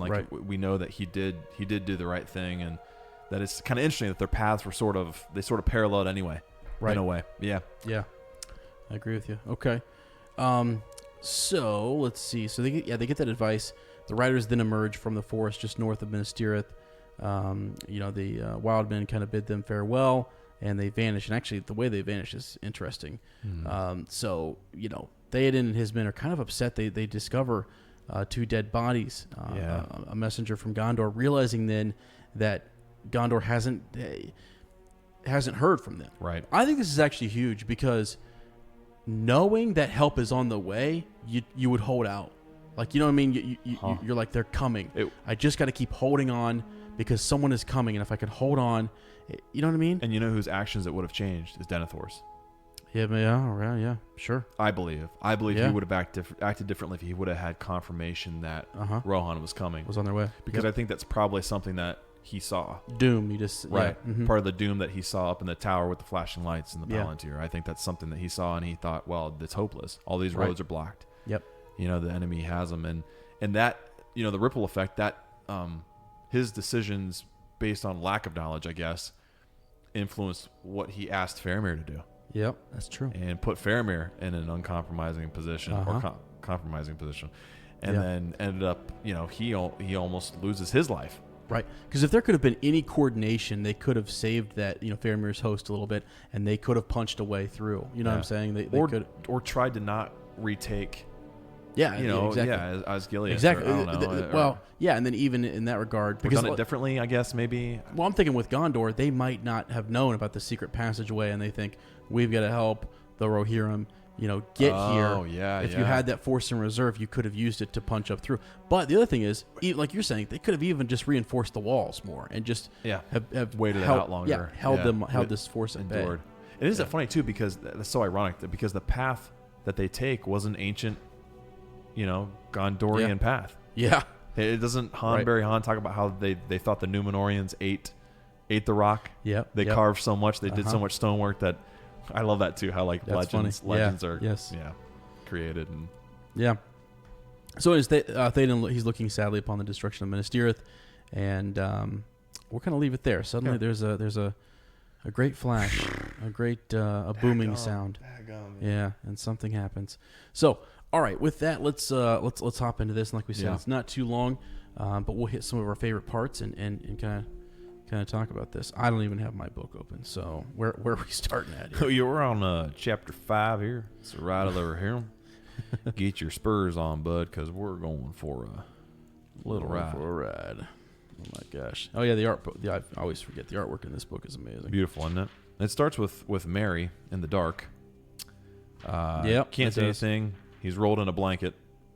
Now, okay, forgive me if I'm just misreading this. He was like stowed away in the blanket, right? The blanket was wrapped around him, and or was he sleeping at this point? Oh yeah, I think at this point he's. Is he sleeping, or is he he's hidden in the baggage? Well, he might. How did you interpret that? He actually might be hidden. I mean, I couldn't tell. Merry remained hidden among the writers of right. Yeah. He's rolled up in a blanket, right? Hidden. Yeah, he's hidden. Isn't that funny too? The difference between the film, right? I mean, in the film, he's riding openly with. I think to start, he is under cloak, isn't he? I think so. She picks him up, throws him on front. She knows that, or so he knows that Durnholm is Éowyn in the movies. Well, that's right. And they stay further back. I mean, even in the book, though, I think Durnholm. Oh yeah, it's kind of like yes. He's hidden there in the in the front. I'm talking about how different it is in the films. Oh yeah. Right. About how it's just like, oh yeah, that is Éowyn. Okay, and I'll just ride right here. We'll stay away from Theoden. He'll never know. Right. Where here we see Durnholm trying to get closer to the king as much as possible. Yes. And we see Merry hidden and kept under wraps because he's not supposed to be with them. It's interesting that he's not supposed to be with them, but Durnhelm, as it says here, and Elfhelm had an understanding. Yeah. The marshal who commanded, this force that they're with, has an understanding with Durnhelm, and it's as if they know Merry is there and he's this baggage. And they even call him at one point Sir Bag, don't they, or something like that? Yeah. Which is funny because it sounds like Baggins. Yeah, exactly. Master Bag is Master Bag. Yes, thank you. Yeah. So anyways, he just wanted someone to talk to. He's thinking about Pippin, as you say, in the great city of stone, lonely and afraid, and he wished that he was a tall rider like Éomer, and he could blow a horn or something and go galloping into the rescue. So, that's what he's thinking about here at the start of this. And, it's just sort of amazing that well, it's amazing he's made it this far, and I think they've kind of like, once you get midway through on this journey, and the other riders realize that he's here. I think if I were them, anyways, like, yeah, let him come. Right. We're already halfway there, and I mean, not right now, but let's say they realized that he was there, a while back. Yeah. And it's like, what are you gonna do? You're not gonna turn around. You're gonna drop him off right here. You could. Right. But if someone's willing, if Durnhelm's willing to take him, then okay. I mean, it should give you some sort of like, okay, if this Hobbit, is this halfling is going into war like this, we should be. Let's go. Right. There's no one. It could be also the other side of the coin. They could be like, I mean, we're all doomed anyway. We're all going to die anyway. Just whatever. If he wants to come, bring him along. Absolutely. Yeah. He'll take it. Maybe he'll take a few out himself, or take one or two out himself. He's at least going to die. We know that. Like, that's what they're thinking. Right. So. Right. Yeah. So is the voice of the Marshal Elfhelm kind of, as we said there, is kind of bumps into him, and they have a little back and forth, and let's see. Let me see. What do they start to kind of talk about here? But there's Merry gets suspiciously close to King Theoden later on, and right now, they're worried about, as you say, the drums, right? Wondering what those are. He doesn't know like whose drums they are. Are they enemies? Are they? What is this? Am I really even hearing this? Right. And it's Elfhelm who explains a little bit. So the knowledge of these people too that the Rohirrim have. You hear the wozes or woozes or heffalumps and woozles. The wild men of the woods. Thus they talk together from afar. They still haunt Druadan forest, it is said. Remnants of an older time they be, living few and secretly, wild and wary as the beasts. They go not to war with Gondor or the Mark, but now they are troubled by the darkness and the coming of the orcs. They fear lest the dark years be returning, as seems likely enough.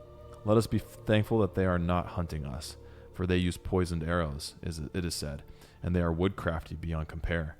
But they have offered their services to Theoden. Even now, one of the headmen is being taken to the king. Mm-hmm. Yeah, and the lights. They see the lights too, right? Yes, in the forest, and he's wondering, just curious as to what those are. Well, the way in which they can move. I mean, that's something that Han says is like they're as quick on foot in this forest as the Rohirrim will be, as these riders of Rohan. They remind me of like a hybrid of hobbits and dwarves.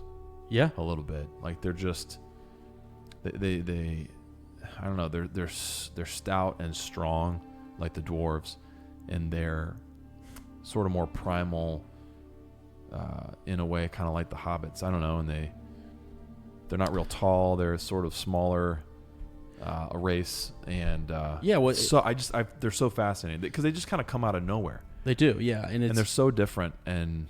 It's interesting. It is interesting. It's sort of, Merry moves on, as Sora said, he gets really close to the tent and learns a lot. He's there in the king's council almost. That's right. And he sees this squat shape of a man, gnarled as an old stone, with the hairs of his scanty beard, straggled on his lumpy chin, like dry moss. So, really interesting type of character. Short-legged, fat-armed, thick, stumpy, clad only with grass about his waist. That's interesting. And that's he draws them back to the Pookel that they see in Dunharrow, and he says, "I have seen them before," and it was either a creature descended in true line through endless ages, or that they were crafted after these people, the wild men. Yeah, right. So Merry's kind of creeping near and near, and he actually gets close enough to where he can hear the wild men begin to speak, and answer some questions and go back and forth. His voice is this deep, guttural type of voice, yet Merry is surprised he spoke the common tongue, though in halting fashion, and uncouth words are mingled with it. So, I mean, do you have a Han? Oh man, I didn't think of voice? I don't know what's a Oh, father of horsemen, we fight not, hunt only, kill Gorgon in woods, hate orc folk. You hate Gorgon too. We help as we can. Wild men have long ears and long eyes. Know all paths. Wild men live here before stone houses, before tall men come up out of water. It's great. That was good. That just came to me. That was good. Because I think that actually sounds a lot like what I heard in the audiobook. Dude, I'll tell you what, man. You could do stuff with these guys in this series in the Second Age. Oh, yeah. They've been here a long time. Yeah. Time. Actually, one of the map locations. Remember when we talked about the map names being revealed? Yep, I remember that. We talked about them. We did. Yep, we did. We talked about them. That's it would be crazy. cool to see these guys realized on screen. I would love it. I would love it. Yeah. It would be their ancestors, obviously, but the Druidon. Sorry. Right. Yeah. Yeah, so, I mean, he's basically saying, that we're allied with you. We hate this enemy as much as you. And they're willing to kind of... Aemir wonders, how are you going to help us? What was this age or battle that you're going to provide? You're going to actually go fight with us, mount up and go. And, right. And he kind of says that they're, bring news. How he did it. Yeah. You got it. That's No, I don't. Bring news. Yeah, you got to get really, really deep. I don't know. Look out from the hills. Yeah, so, the way in which they can move, the key here is that they can communicate across long distances with their drums or horns or something. Is that what I'm understanding? So they were able to kind of keep in communication with each other, right? Or am I misreading that? That was in here somewhere, right? Yeah. Yep. Okay, we'll see if we can stumble across it. But so he Han kind of talks about him being the great headman. Yes. And that he is in charge. Yes, and I love the line right before that because you kind of have this. You pick up on how the Rohirrim, in general, Rohan sort of looks down on them. Yeah. Right. They're primitive. They're, they might be kind of stupid. No. Han says no. Wild men are wild, free, but not children. We are not children. I am a great headman. Where he says that, and I count many things: stars in sky, leaves on trees, men in the dark. And he talks about knowing their numbers and also knowing the numbers of the enemy. He does. Right? Yeah. He does, and that's sort of the information he's giving them is that, like, if you go down this road, he kind of tells them how they've got the road covered. Because they don't know. They have no idea what they're about to encounter. No. I mean, they're confirming a little... So they don't... Even their scouts have not gotten as close. That's right. They have had some scouts, yeah. But they haven't gotten nearly as close as these guys. As Han has, and his scouts, if you will. Because they've learned that there are trenches and stakes across the road that they can't sweep away easily. Yeah. So, and then they're being told that, okay, there's also a lot of orc folk down there as well, which we hate. Yeah. And so they're trying to, they understand the purpose of King Theoden and where he's trying to get to and where, to help Gondor, to help Minas Tirith. And they know a way. Yeah. If they themselves, I think if they were more, I mean, they don't want to go openly fight. They're better undercover. They know their strengths. They're going to stay right here. You're not going to come in their forest and wipe them out very easily. Now, if they were to leave that, I think they would just be, they wouldn't be a match. I don't know. What do you think? Well, I think also too, they have been kind of like not ostracized, I guess, and like isolated from all other peoples. That it's like, why are we gonna? There's got to be a part of them that thinks we've been hurt by all. We've been hurt by Rohan. I'm sure they've had, I don't know, like they aren't respected. We as a part of fulfilling of this promise way down the line. So, after Aragorn is King Elisar, he grants two very special things when he's first king: protection of the Shire and protection of the Druidon. Those are two things that That's true. And even though it says here, like, I guess maybe people from Gondor would see them again, but no man from Rohan, no Rohirrim ever see them again once they leave. Yes. Right. And so part of that has to do with their isolation. Part of it has to do with what they're about to go do. They're about to go fight in a battle where, many die. As you say, part of it is the foreshadow later on. Yeah. They're So protected. Yeah. So they're kind of like, they're sort of, that's sort of how I took it too, is we've been hurt by all sides. This isn't really our fight. We'll help in this way. We'll provide you a path to go to where you need to go, because orcs are worse than you, right? Yeah. Even though everyone has been against us at one one point in time. Right. Yeah. Exactly. Exactly. It would have been cool to see him fight, though, right? Oh, would have. Oh, absolutely. I mean, yeah. So, as Han is kind of telling Theoden about this, what his scouts have heard and things like that, Aemir kind of says that, but we need great haste. Munberg is on fire. And this is where Han says, basically says, he says, speaks in third person, right? Let Han bury on, finish, said the wild man. More than one road he knows. So he will lead you by road where no pits are, no Gorgon walk, only wildmen and beasts.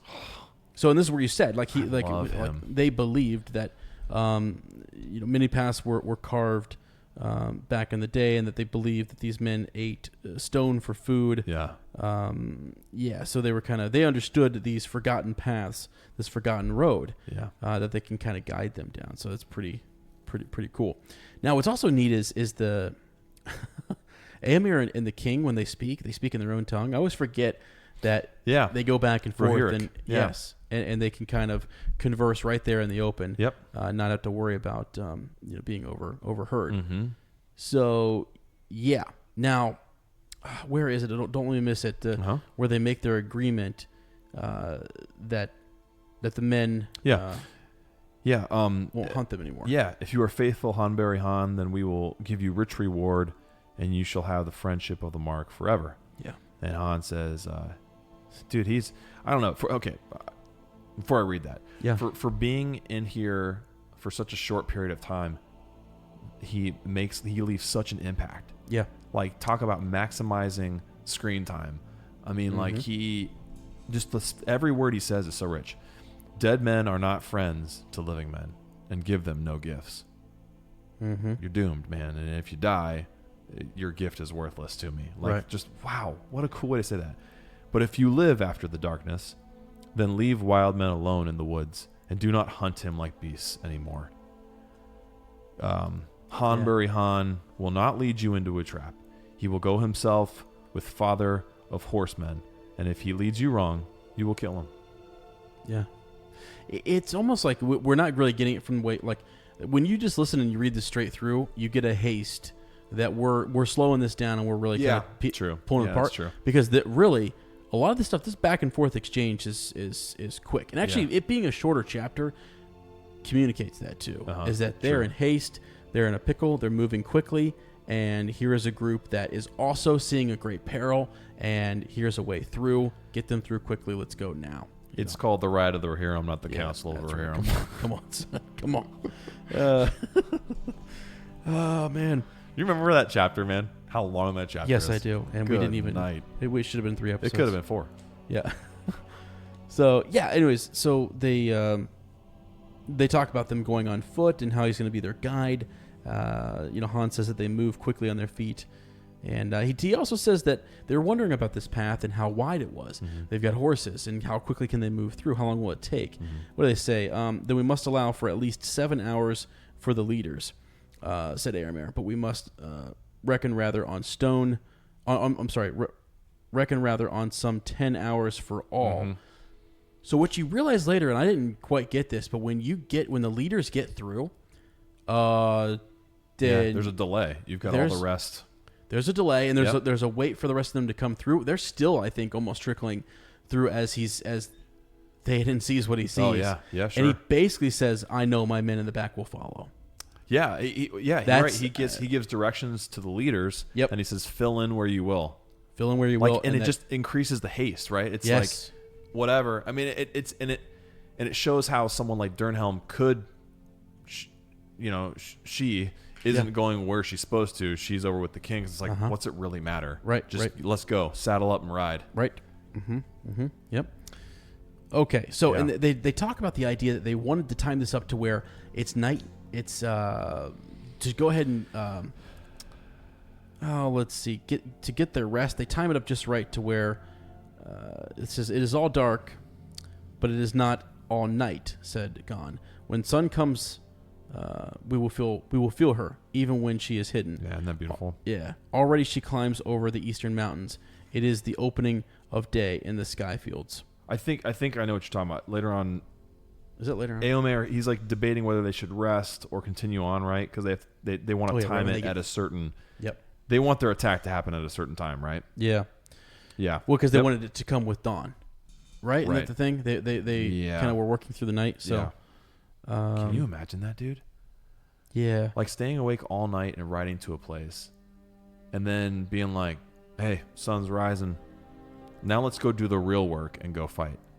Mm-hmm. I can't imagine how exhausted you'd be. Something about the Rohirrim too, it gets you and me kind of fired up.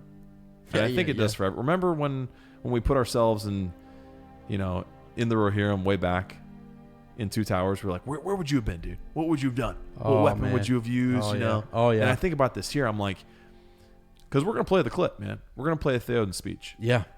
Okay. All right. Because I love every time that plays. I love seeing your reaction to it. You react to that more than any other scene. Love it. In the films. It's crazy that and I do, but it's and I just think I felt it. I felt it reading the end of this chapter. I was like, where would I have been? Right. And would you be filled with such, I don't know, fervor that you wouldn't even like, death is whatever. Bring it on. Let's go. Death has already come. We're already dead. Yeah. I mean, we are. At this point, how are we going to meet that and end? that is Get it out. Let's ride, man. That is exactly what happens to Theoden later on. It's sort of like, it's here. Yep. Here it is. There is no there is no other option. Yeah, I mean, there's no backup plan. For men who have that honor and who have just that guiding force inside of them, there is no other option. And and for him too. Oh, you just wait. Just wait till he gets to this. Yeah. That's his moment. Oh my gosh. That's his moment. And I think after being overwhelmed for a second, he realizes, he's like, this is my moment right here. Yeah. This is it. Yeah. Yeah. Well, yes. So, okay, let's get back to Merry for a little bit, though. He waited to hear no more. He slipped away to get ready for the summons baggage to the march. Yeah. So this was the last stage before the battle. It did not seem likely to him that many of them would survive it. Yeah. Wow. So he's thinking of Pippin and the flames of Minas Tirith, and just distraught for his friend, right? Absolutely, man. So now we've got like a huge sort of paragraph here, kind of talking about. It gives us more, background on the Wild Men, and how they secured, this safe passage for the riders to get through. They sent out a net of. What were they, like scouts, but what do they call them? A screen of wary hunters, so that no orc or roving spy should learn of the movements in the hills. The light was more dim than ever so it's just talking about how it gets darker and darker and darker. Riders passed. This is where it made me think of the Grey Company. You're gonna see and the Paths of the Dead, just the similarities. And the riders passed in long files like dark shadows of men. It's almost like, okay, and we talk about them being dead men, right? Dead men walking. Right. Think about that. The similarities between that and so dead men walking, passing through this mountain pass, attacking from the north, and an actual army of dead being led from the south. Yeah. Dude, oh my gosh. And even what the king is there to do. Aragorn coming back, he's there to unite north and south, to reunite the two kingdoms. Yeah. Jeez, man. Exactly. Yeah. So, okay, we make our way through. The leading company was halted, and as those behind them filed up through the Stonewain Valley, they spread out and passed to camping places under the gray trees. Gray happens to be a big mentioned quite a bit in this chapter, as you said. So the king summoned the captains to council. Éomer sent out scouts to spy the road ahead, but Old Gon shook his head. I said Gon. Han. Shook his head. Gon, baby. No good to send horsemen, he said. Wildmen have already seen all that can be seen in the bad air. He says bad air. They will come soon and speak to me here. The captains came, and then out of the trees crept warily other Puku shapes, so like Old Han that Merry could hardly tell them apart. So they spoke in this strange, throaty kind of language, right? Yeah. Yeah. So, basically saying that the way. I mean, really, it is. About the Ramas Akor here too. Yes. And we didn't even think about that. Is this where they go into detail about all the destruction that's happening? right? How it's already been attacked. Yeah. Yeah. They basically say like they're that the enemy It's been is broken up to, through. They're driven back. Yeah. Yeah, and even those who are there now were so focused on their lusty ways of destruction and focused on destroying Gondor. Yeah. So there's a way in which you can kind of continue on this path and creep right up there. Yep. And go unnoticed, if you will. So We kind of has his parting words here too, right? yeah, And he has a pretty prophetic moment here, which is nuts. Which I want to. Is that cool? Yeah, if I go read? for it. Yeah, Is that yeah. cool? So Theoden just says, "Once again, I thank you, Hanberry Han of the Woods. Good fortune go with you, for tidings and for guidance." Kill Gorgon. Kill Orkforok. Or not Froke. No other words, please, Wildman. Drive away bad air and the darkness with bright iron. To do these things we have ridden far, said the king, and we shall attempt them. But what we shall achieve only tomorrow will show. Hanberry Han squatted down and touched the earth with his horny brow in token of farewell. Then he got up as if to depart, but suddenly he stood looking up like some startled woodland animal snuffling a strange air. A light came into his eyes. Let's go. Wind is changing. He cried. And with that, in a twinkling as it seemed, he and his fellows had vanished into the gloom, never to be seen by any rider of Rohan again. That, to me, could have been one of the most epic moments in a film ever. Oh yeah. The wind is changing. And it brought me to I was kind of thinking about it before, but it hit me here. We had so much fun talking to Dave and having him on last episode and talking about the siege of Minas Tirith and all the hopelessness. Hopeless. I can't even count how many times we used the word hopeless, right? Yes. And it hit me here because he's talking about the wind changing, right? Mm-hmm. Hope, right? Yeah. We've had all this gray. We're dead men walking stuff. And the hopelessness last chapter. Yep. And I was like, and we danced around it, and it didn't hit me until I was reading this. I was like, oh my gosh. Lane, for all your love of Aragorn, you forgot one of his names. And it should have been the most obvious last week when we were talking about hopelessness. Uh-huh. His elven name, Estelle, which means hope. Yeah. Where is the hope? It's like I am no man. You know what I mean? Uh-huh, It's the same yeah. play on words. Like, where is our hope? Will our hope ever come? Right. Mm-hmm. It's powerful, dude. That's cool. And thinking about Yeah. the wind changing, and then later on when we hear about the wind or the air having sea tang in it, Yeah, and if you know when we get to that, I can't. So we're I got it underlined, baby. good because it 'Cause talks it was powerful. about there's a grayness to that as well. Yeah. And it's the Grey Company. Yeah. Okay.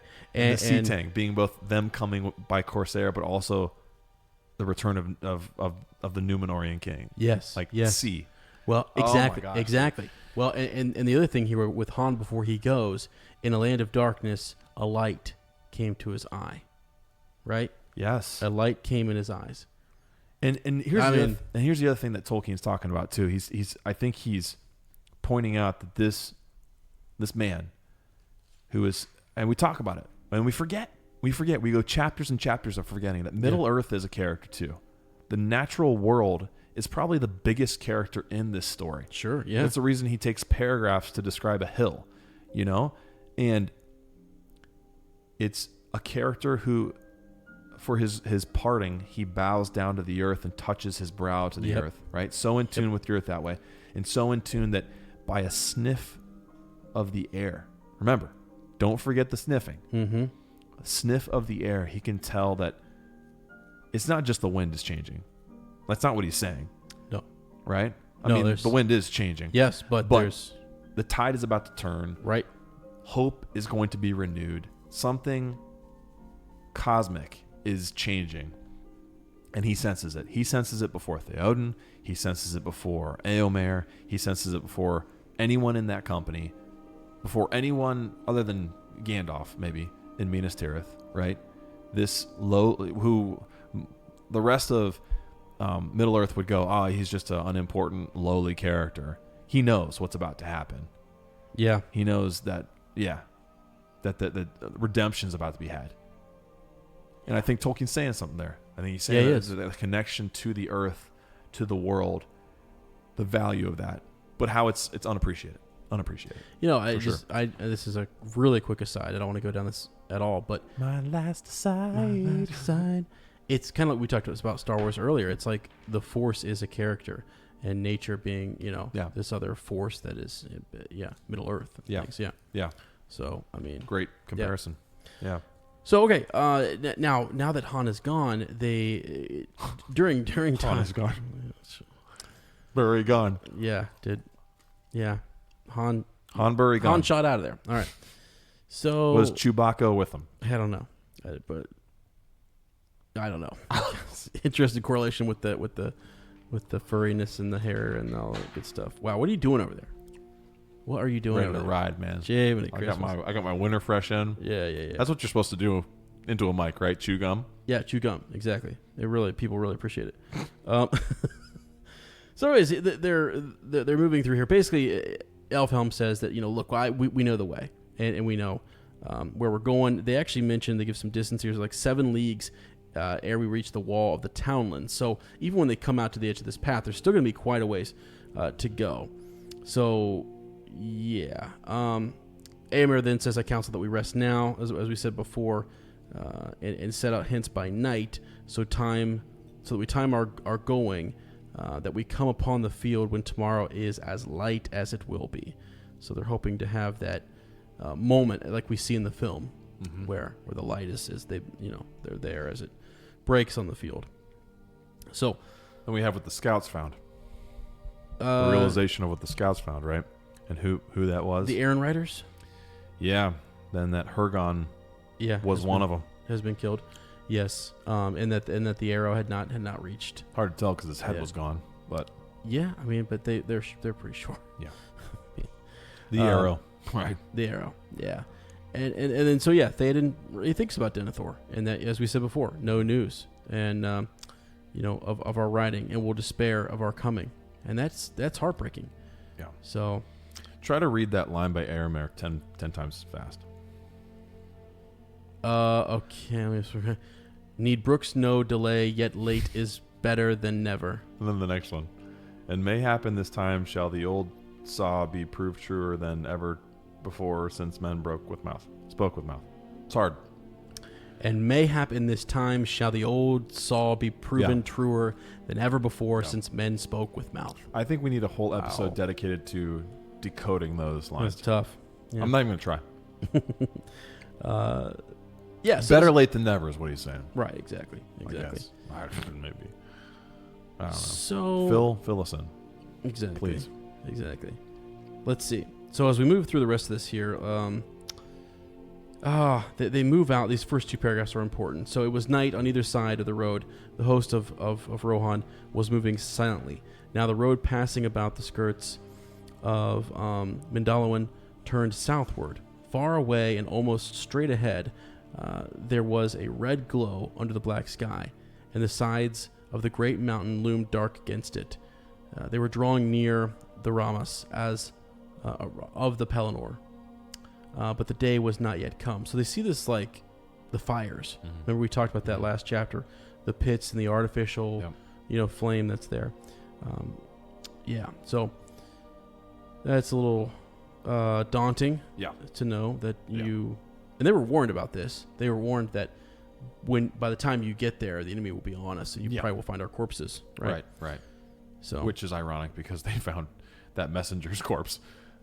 Right. Yeah. Wow. So Merry hears outriders coming back to check in with the king. Right. And they say that there are great fires, Lord. Said one. The city is all set about with flame, and the field is full of foes. But all seem drawn off to the assault. So this is where we talked about they had They were completely focused, and even the black captain is so focused on the destruction there. They're not expecting this. Right. They're not expecting any aid. They underestimated, the alliances, right, and the old friendships. They wouldn't stick their necks out for each other. So why would these guys come? Right. This is. And is this where we get to the whole fortune of the wall? That's later on, isn't it? About how the wall is, because it's been broken through, it's not being watched, and they initially thought like, we're gonna have to try and take this wall. That would be an obstacle, right? Yeah. That was one of the things in their path, and it's a happy, fortune turn of events that they don't have to waste energy and resources and men and blood trying to take that wall. It's pretty easy when they do go through. I think I'm skipping ahead. Sorry. No, you're fine. I mean, because the only cool, close, right? Yeah, no, we're right around that part of that. I can't find it exactly, but yeah, I know what you're talking about. And because this is where they see all that, the writers come back, and Théoden has a little pre kind of, speech here, right? Mm-hmm. Now the hour comes. Mm-hmm. Riders of the Mark, right? Son of Arrow. Foes and fires are before you. Your home is far behind. Yet though you fight upon an alien field, the glory that you reap there shall be your own forever. Yeah. Oaths ye have taken, now fulfill them all to Lord and land and league of friendship. So the men clashed, their spear upon their shield, and I mean they're super, stoked. Stoked, bro. And this is where he's giving those commands. What would all right, real quick, what's your Rohirrim name? Oh gosh, I don't know. Mine's Fartfara. What's yours? Terrible. Fartfara? Fartfara. Why? It just doesn't strike fear into. Oh, come on! It's got a little sea tang to it. I don't know. It's got a little tang to it. Yeah. Do you want me to remember that? You want me to remember that line? Which line? About the sea tang. Yeah, I do. It's backtracking. Is this anticlimactic here? No, I don't know what. Yeah, maybe. I honestly don't. It's after. It's after they talk about the fires. Okay. And do you remember the wild man's words, Lord? Said another. I live upon the open wold in days of peace. Weedfara is my name. And to me also the air brings messages. Already the wind is turning. There comes a breath out of the south. There is a sea tang in it, faint though it be. The morning will bring news. Above the reek it will be dawn when you pass the wall. So like prophetic words. Who is that guy? He's just a man of the wold. Prophetic. Yeah, but that doesn't. He seems really interesting. Because I remember he actually inspired my Rohirrim name. Yeah, Fartfara. I'm sure he did. Yeah. But he seems like I'm his brother. I'm actually his brother in this fantasy. Okay. His younger brother. But yeah, that's actually kind of what I guess that quote kind of spurs him on for his speech. That little pre-speech, isn't it? Yeah, it does. Gives him a little bit of hope. Because he also, we forget that Théoden also knows that there's a chance that Aragorn might be out there. And if these people are getting these feelings and these vibes that there's another force coming out for a force of good, chances are it's going to be led by, the one true king. Sure. Yes. And, so. Is he special? Who? Woodfara, my brother. I didn't look him up yet. Sorry. Well, my he family, seems special. My family's so unimportant to you. Special. We'll look him up later. Cool connections. He's a seer. He's got to be. Yeah. So, now we're getting the directions, as we said, like the haste. We're moving in here. So Éomer, is going to lead. His men. Elfhelm kind of takes his company down right when they pass the wall, and Grimbold shall lead his towards the left. Yet the other companies behind follow these three that lead, as they have chance. So strike wherever the enemy gathers. Other plans we cannot make, for we know not yet how things stand upon the field. Forth now, and fear no darkness. Forth, and fear no darkness. Yeah. It's just, him, like, giving these commands and knowing that they're going to just ride out and everyone is going to fill in. They're the main, I guess, I don't know, That's the strong point. You've got the center and your two sides. Everyone's going to fill in here. We're going to punch hard. Yep. 3 points of attack. Yes. And you can kind of see, even as everyone else fills in, the enemy would be encircled and engulfed and stuff and just consumed, you know. So pretty cool. And a lot of faith in your men just to say, here we go. We know they'll follow, and we're riding to battle. Okay, so you're football. You're a football player. Yeah. Right? And I play rugby. Yes, sir. All right. So I want to know if I have a feeling it's probably true of football too, but this is so. I've only played like as an adult man, right? So I don't know what it's like to play at collegiate level and all that stuff and school and pro, all that. But it always feels like no matter how much warming up you do, that first kickoff kind of feels like a surprise. Like when that kickoff happens, you're like, oh, okay, we're really in it. We're really in it. Yeah. That is the only comparison. Is it like that in football too? Yeah, I was most nervous on kickoff return. Okay. And you're almost like, wow, is this really happening right now? Like it takes your mind a few seconds to catch up with your body. Yeah. It's the only comparison I have. It's a terrible one, but that's how I feel about this haste they're making. It's like they're probably like, whoa, we've done all this waiting. We've done all this travel. We've done all this navigating. And it's like, we're really here? We're in this moment right now. Yeah. And actually, their minds have to be reeling, I guess. Like there's a step further, like those who had been in war before, the instincts kick in quicker. Because I remember even just being, and like you said, it's not the best comparison at all, but like just being out there on that field, rolling back, and like the first time, not ready for the instincts were not kicking in. I got flattened, absolutely flattened. Yeah, I'll never forget it. And then from that point forward, I was ready. But it's kind of like a sensory overload at first. Yeah, right? You're like, whoa, it is. And then even you got to catch up, but there's hints of that forever. Yeah. I think because of that first experience, maybe you're like, I remember the first time, I definitely wasn't ready. Body takes over. Instinct kicks in, and here we go. Yep. So yeah, I can see that kind of happening with them here. So yeah, same thing, right? Not even close. Yeah, no, because we have so much respect for. I mean, I would literally ride to war with King Theoden. I thought you were gonna say me, but cool, bro. And you beside me. That's cool, dude. Whatever. If you could be Fart Farah is gonna ride it solo, I guess. You could be my Durnhelm. Okay. Does that make you Elfhelm? wait, what? That makes me merry. Sorry. I'm Eowyn in this situation? Yes, you're Eowyn, yes. I'll take it. Yeah. I'll be Eowyn.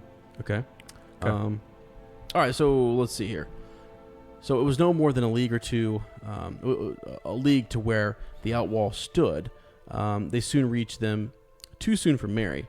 Wild cries broke out, so it's on, man. I mean, there's some clash of arms.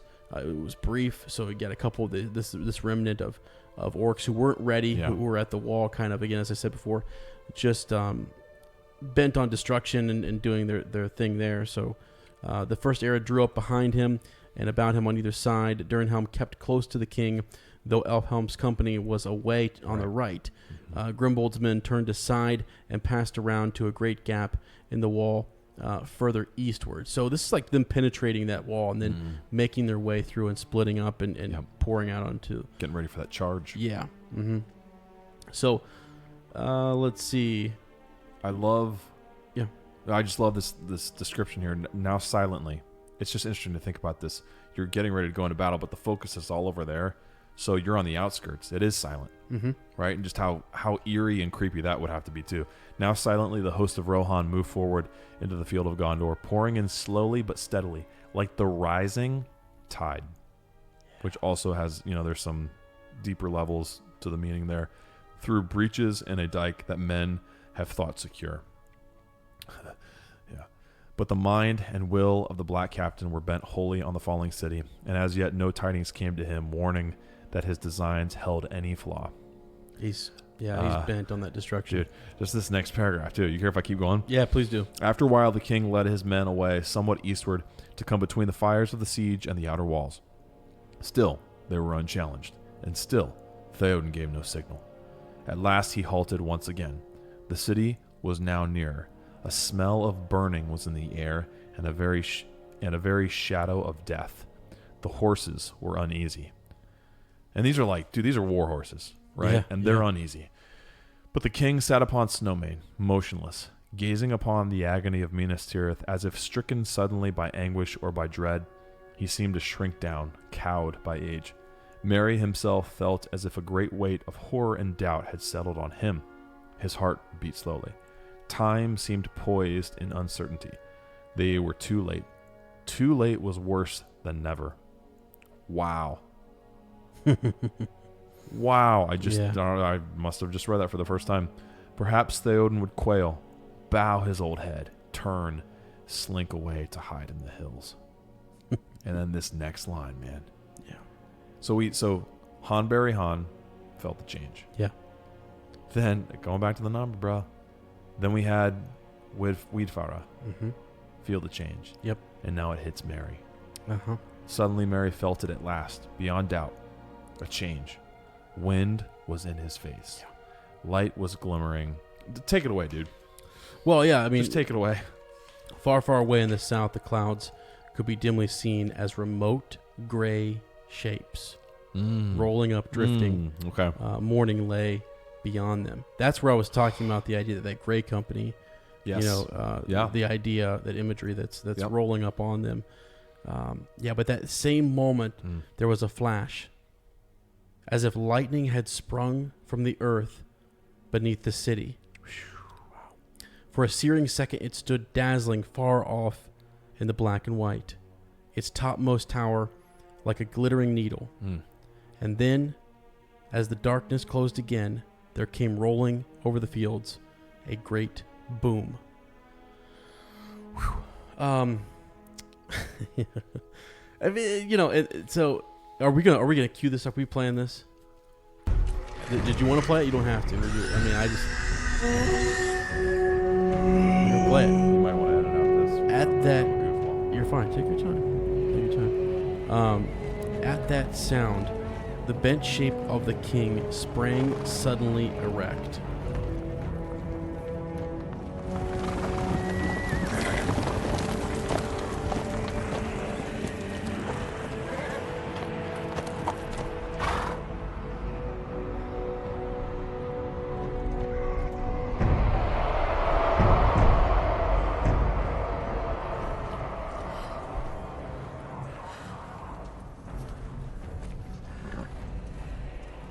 Courage, Mary.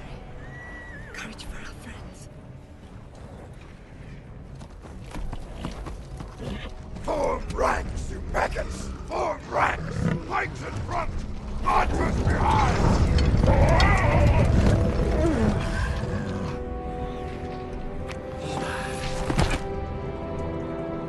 Hey, man! Take your area down the left flank! Gambling! Follow the king's banner down the center. Remove! Take your company right after you pass the wall. Forth, and fear no darkness! Arise! Arise, riders of Theoden! Spears shall be shaken! Shields shall be splintered! A sword day! A red day! And the sun rises!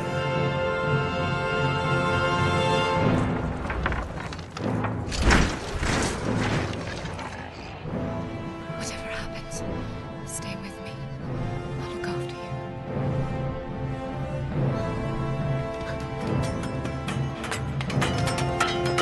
Ride now! Ride now! Ride! Ride to ruin!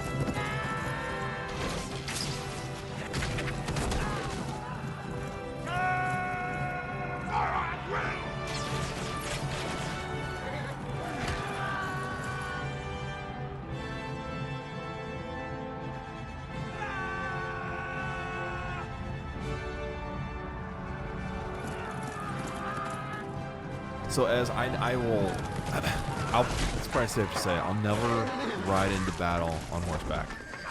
I don't know, my friend. Well, they're Crazy times. I don't know. The revelation is going to happen. I don't know. Right. But what I get from that is all of us are going to die, right? We have no choice in that. Yep. Death. Like, but the one thing we can have some will over is how we meet that end, right? Yeah. It's not whether you're going to die or not. It's how do you die, Mm-hmm. right? Yep. How do you go into that moment? How of will you death? face it? Right. Mm-hmm. Will you even know? Will you even know? If you do know, how will you? I don't know, man. It's just crazy. I just think they knew they were going to die. Yeah, and it's like, and it's Mary expresses those fears, right? I'll tell you right now. He says, "What will you do? Quail, cow?" Exactly. No. No. If I were there, Yeah. I would. No. I mean, I would not be thinking anything else. Yeah. I would know that I'm going in there and I'm going to do everything I can. Yep. But I'm not going to make it out. Yeah. I'm gone. But I'm going to do everything I can. I'm going to fight to the very end, my last breath, everything I've got, putting it out there. Yeah. Because there are people burning inside that city. Okay? Only thing you can do, right? It's the only thing you can do. Yeah. It's all you can do. Yeah. Is ride in there and give your life. That's the most. Yeah. Yeah. Yeah. It's No other choice, man. And then to have someone, I mean, here's the thing. So suddenly the king cried to Snowmane, and the horse sprang away. Behind him, his banner blew in the wind. White horse upon a field of green, but he outpaced it. So we're talking about the king. Yeah. Think about fighting back the tears. Are you fighting back the tears here? Dude, I had chills. Oh I my had chills in the gosh. car. This old man, Yep. King Theoden. Yep. Come on. Yeah. I know. Outpaces every single one Let's try to keep up. That's what I meant. of these men. That's what I meant in your opening. Yep. We're gonna try to keep up with this king, this Yep. old man. Yeah. Yep. After him thundered the knights of his house, but he was ever before them. Just the way he writes that, man. I know. Like it's these young knights, like the sons of his household, try to catch up, young boys. Like try to catch up. Yeah. It's yes. my moment. Even Aemir, he's riding right there. It describes his white horsetail on the helm floating in his speed. Man. Yeah, and just but Theoden could not be overtaken. He is pushing, Aemir is pushing and pushing, but he couldn't overtake Theoden. Fey, he seemed, or the battle fury of his fathers, ran like new fire in his veins. Yeah. Oh my God! Wow. Yeah, he was born up on Snowman like a god of old. Mm-hmm. Even as Orome the Great in the Battle of the Valar when the world was young. Yeah. Oh my God, dude. It's just unreal. I mean, like that whole. The imagery of the sun too, like his shield. Yeah. Golden was uncovered and low. It shone like an image of the sun. That that's a recurring motif in there, in like as a symbol in Rohan, but also thinking about the sun is shining again. Like they can see a dawn of a new day. Dude, that's coming from the east. Here they are coming from the north. But the thing is, too, we talk about all this death and all the everything that sort of it is literally morning. there, huh? And it's morning too, It's right? exactly. Like it's very and interesting. then Theoden is, it's really him. Yeah. He is what drives them and gives them the hope. They start singing their battle songs as they slay. Yeah. As they ride into battle here. I mean, the joy of battle was on them. They had come to the rescue. Yeah. and they had face down. I mean, literally, they also. I don't know if they've heard any rumors of this black captain there. Right. They don't care. Right. No, they don't. They don't care at all. No. So I mean, they've come. They've ridden to their deaths. They're ready. Yeah. Prepared. Yeah. Mentally, spiritually, physically, all that good stuff. Yeah. So, yeah, the sound of their singing, that was fair and terrible, came even to the city. It was a fair and terrible singing that came even to the city. Wow. I mean, like, I Would you ride with Theoden? absolutely. Absolutely. I feel like if I had a horse right now, I would. I mean, Aragorn did. Yeah. There was a great respect between those two. Yep. I just, it's huge. It's huge. You also think too, like, I mean, I know that the hope they were alluding to, I don't know, it shows the power of hope and how hope can be born. Yeah. Hope can emerge from hopelessness. I think that's what Tolkien's teaching us there too, or reminding us of. That's a lesson old as time, but it's almost like we're thinking, oh yeah, Aragorn's the hope. And he is. Yes. Because he's my man. Yes, he is. But there's another hope that rides. Yeah. And there's a hope fighting in the city too. Yes, there is. And I'll tell you something else. There's also one marching. Yes. All right. Towards Mount Doom. Yes. Okay. Yes. Finding And his way through. All hope rest on him. Yeah. We could talk. I mean, we could talk about How all quickly these we great forget, kings. right? Yep. How All quickly these we great. forget. That's what he does. That's what Tolkien does, right? We start to focus on these great heroes, these tall men, who men and women who are out here fighting all this kind of stuff, and then Frodo. Yep. Yeah. So crazy. And there's the hope of the no man. I am no man. Yeah. Yep. And Yep, how that's there. that individual, she is the only one Oh, actually, that's who can take down like clutch. I mean, that's the head of the snake. It was prophesied. Yes, I know. So anyway, it's such a great chapter. It's a small little. It's almost enough, man. It's hasty. But it's even. I was even thinking about that, dude. As we were watching and listening to the speech. It's not a long speech. no. It's not flowery with language. Nope. It's straight to the point. Yep. It's inspiring. Mm-hmm. It's the ultimate pep talk. Yeah. Ultimate. Almost enough to make me want to start a Lord of the Rings podcast with you. Yeah. Same. Almost. But if we did that, Yeah. I mean, we'd have to get the name right. Name is We'd have to figure some names out, wouldn't we? very important. You got any off the top of your head? Yeah. When we'll go back to an oldie but a goodie. Instead of Gone Berry Gone, let's go with Han Berry Han podcast. I like that. Get it correct. I like that a lot. Maybe we can have it two different ways on the shirt. Can you imagine? It would be really cool if we made Gone Berry Gone look like Harrison Ford. Yeah, that would be great. How about the Sea-Tang podcast?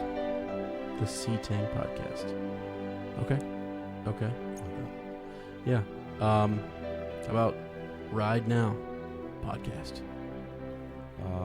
I like that one. I also like the Burst Asunder. Burst podcast. Asunder. Yeah. Okay. All right. Here's one. This might be a little wordy, but just let me know. And it's just off the top of my head. Okay. The Don't Forget the Sniffing Like Ever. Even when you're about to take part in one of the biggest cavalry charges Arda has ever seen. Seriously. Podcast. Where in the world did that? That's pretty good. That's right out That's of good. Tolkien. That's right. Okay. We're getting close, but All right. Is what it is. I don't know. Okay. One of these days. Yeah. Well, that was epic. I mean, we've had some epic, like, first of all, talking about the show for 3 hours and then getting into just the climax of all climaxes. And there's more to come. Oh, absolutely. Absolutely. And it's so cool. Like, you think about Theoden's kind of like arc and his path that is changing, I guess, that we see. And when we first discover him, he's like asleep. Yes. He's asleep. And how we have that moment where Mary thinks, I mean, this is what I would do. I would cower. I would I'd fall down. I'd give up. Right. And at one point, Theoden did that. Theoden would have done that. But this is, dude, that frequency is like messing with my. That frequency's getting all over the place, dude. I was getting to a point too. Every time they stop you, dude.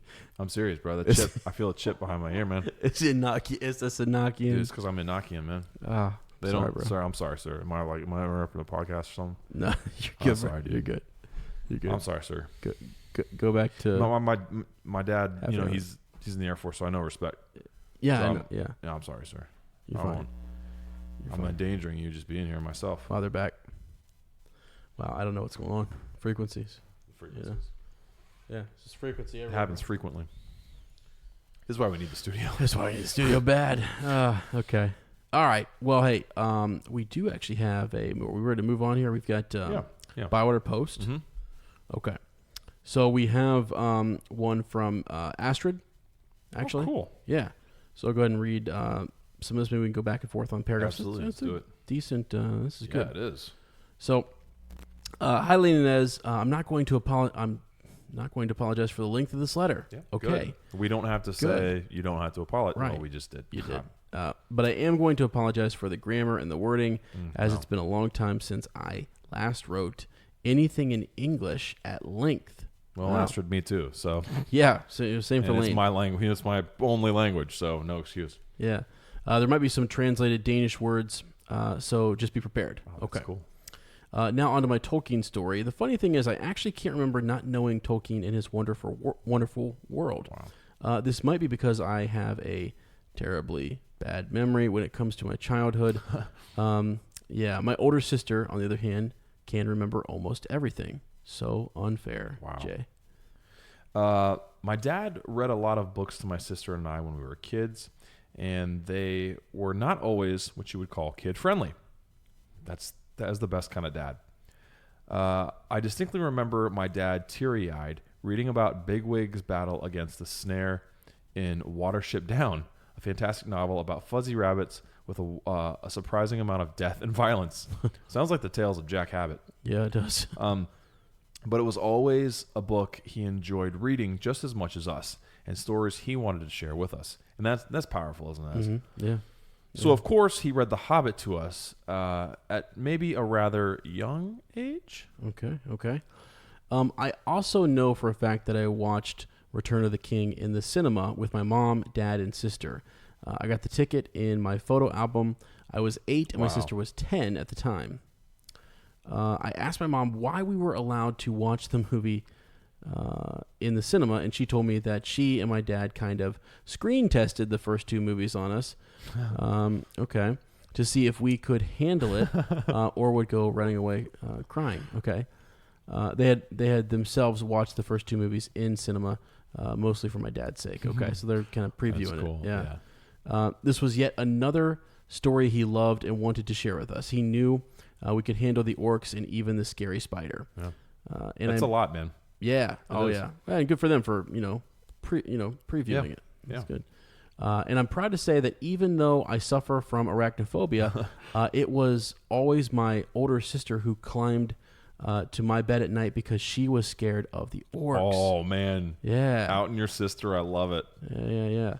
Love it. Thus started a tradition with watching the movies at least once a year, always the extended edition with sweets and snacks for the first disc and pajamas and blankets for the second part. That's I like that move. I might have to copy that. Yeah. At some point, I felt it was time I read the books for myself, and oh, the shame.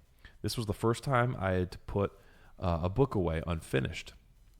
I was still in middle school, but I've always been an advanced reader and felt a certain amount of pride with my teachers' trouble to find books that could challenge me. But I had met my match in Tolkien. I was stuck with Frodo and Sam among the vastness of Emin Muil. That is a pretty hard, I mean, both for our characters and the story to kind of get through. But with no elven rope to help me climb. But eventually in middle school, I did manage to finish, and they've always been with me since.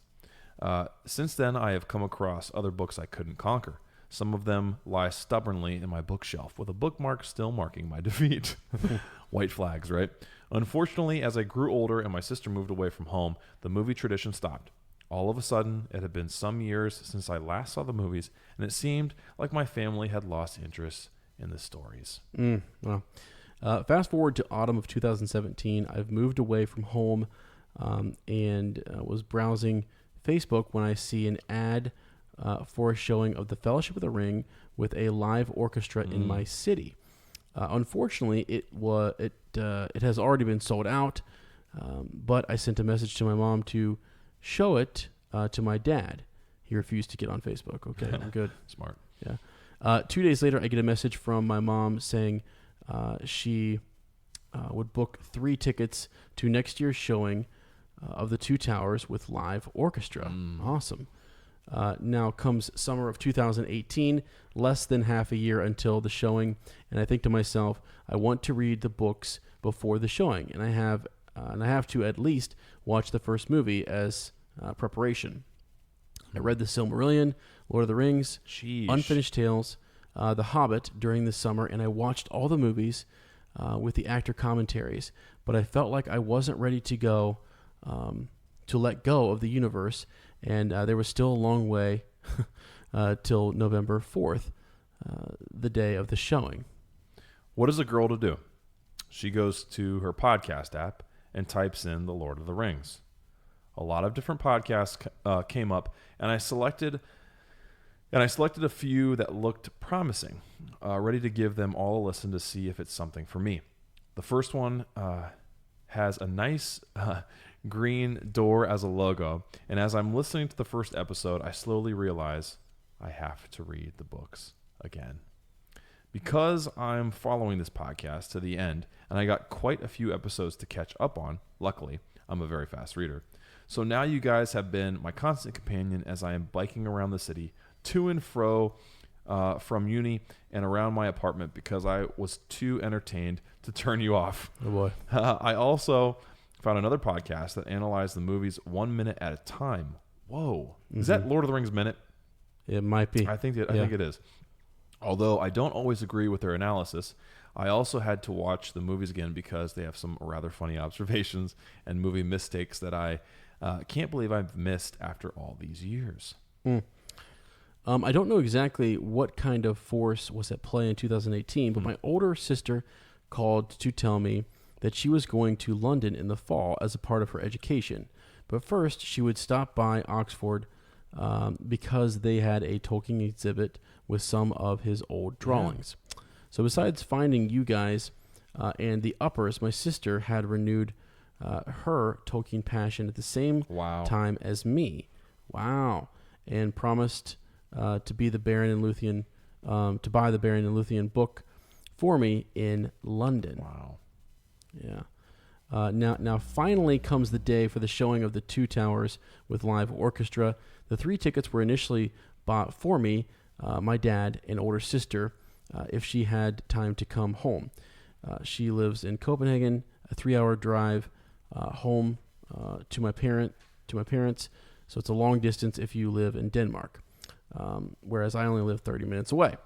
The thing is, my dad got a new job in the summer and only comes home on the weekends. So now I'm going to the showing with my mom, younger sister, who are not that big of fans of Lord of the Rings. Yeah, Dad's the one who brought it to her, right? I mean, that's a bummer.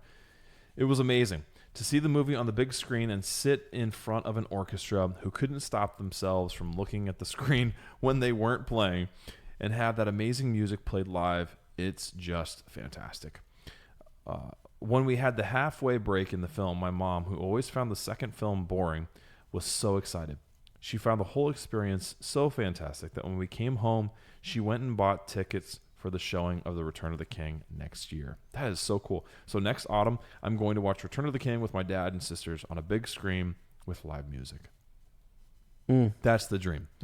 My mom also bought tickets to the showing of A New Hope. There we go. With live music from my dad. Hopefully he will invite his 3 daughters with him, as so many of his interest has been passed down to us, except for sports.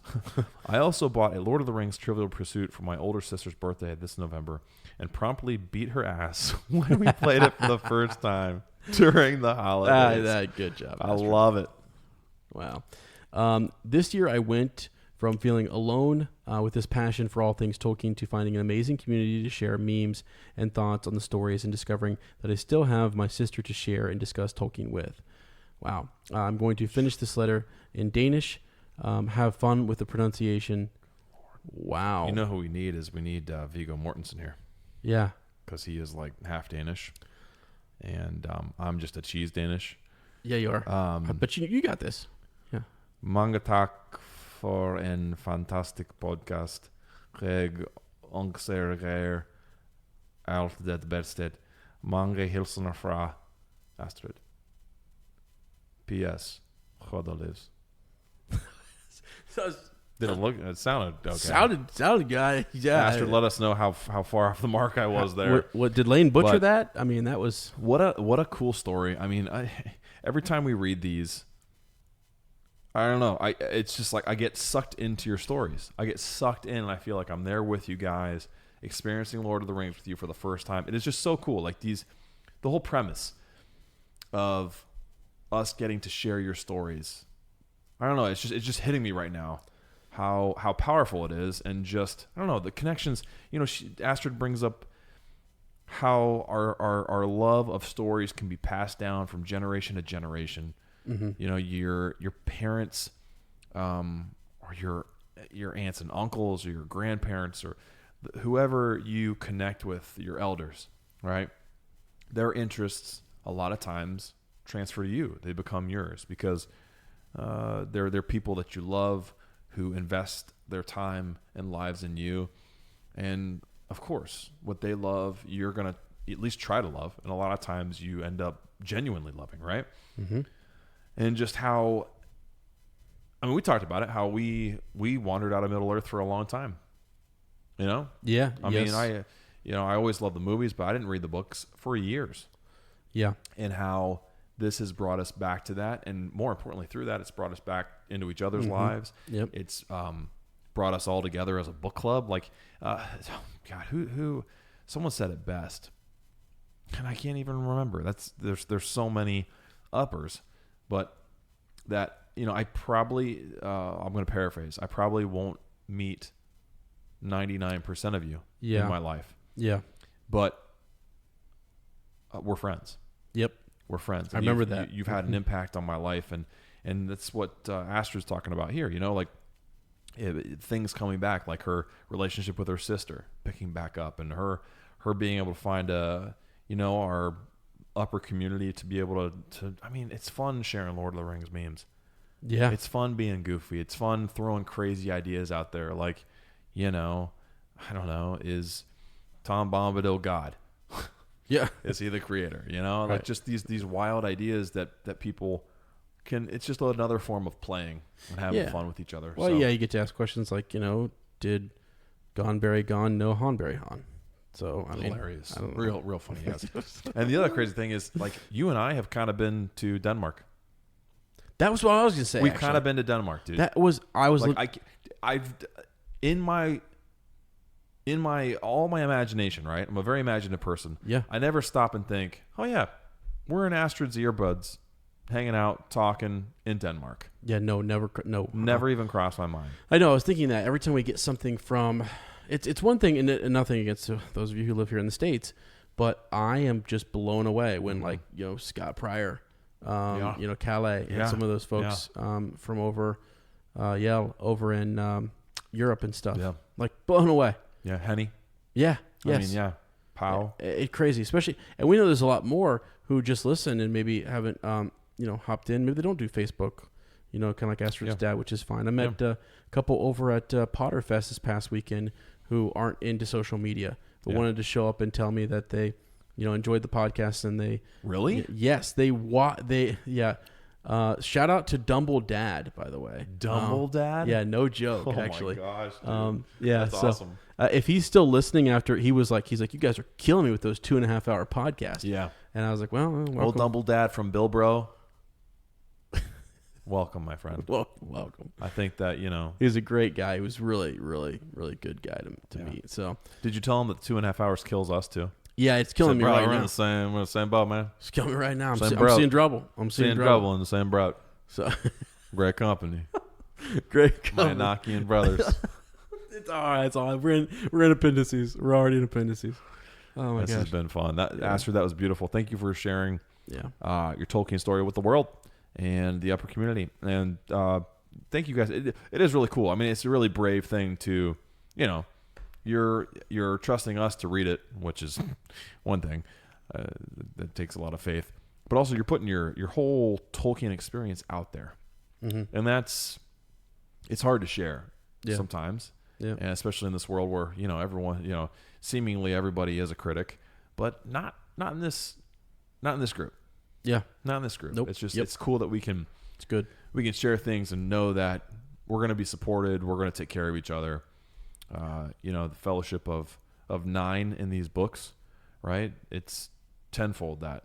Yeah. 100-fold that.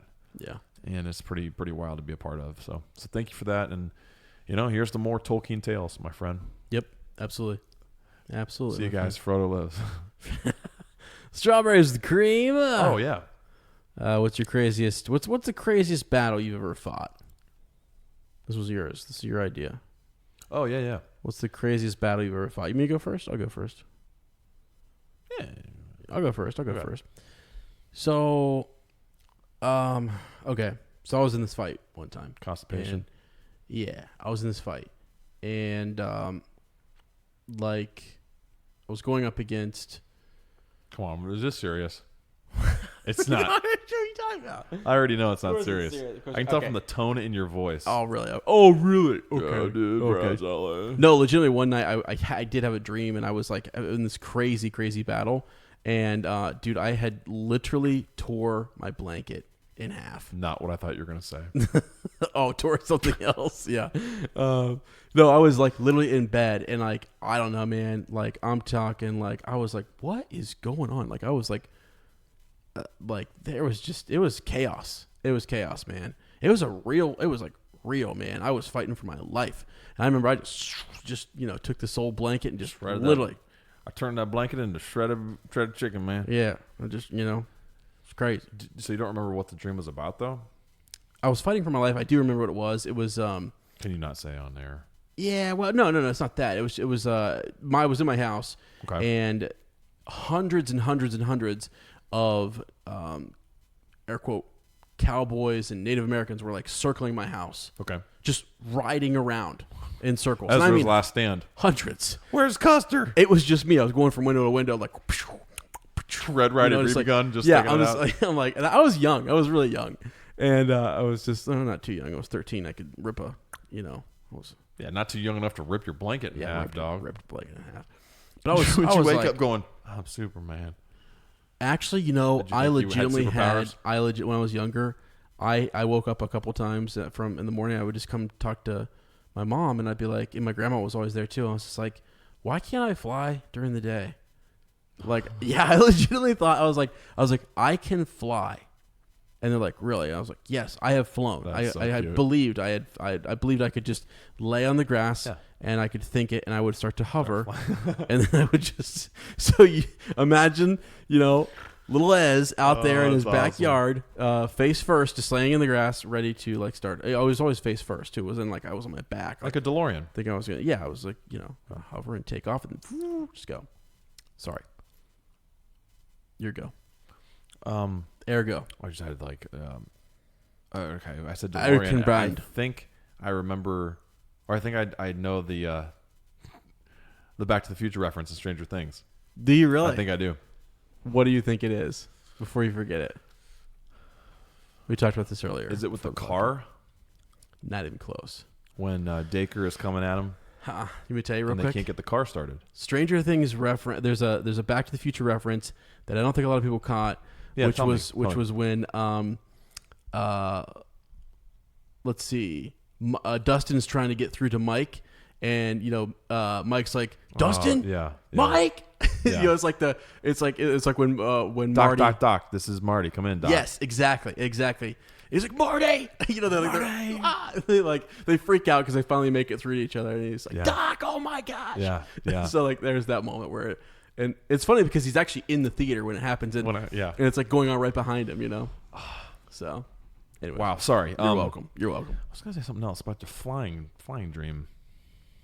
I don't know. Probably a good thing. I could say a lot of things for this. I also have had some pretty intense dreams where they felt like battles, but they're kind of inappropriate. I should probably save them for like appendices. A chapter That's of fine. appendices. That's fair. Actually, Stephen Vilkin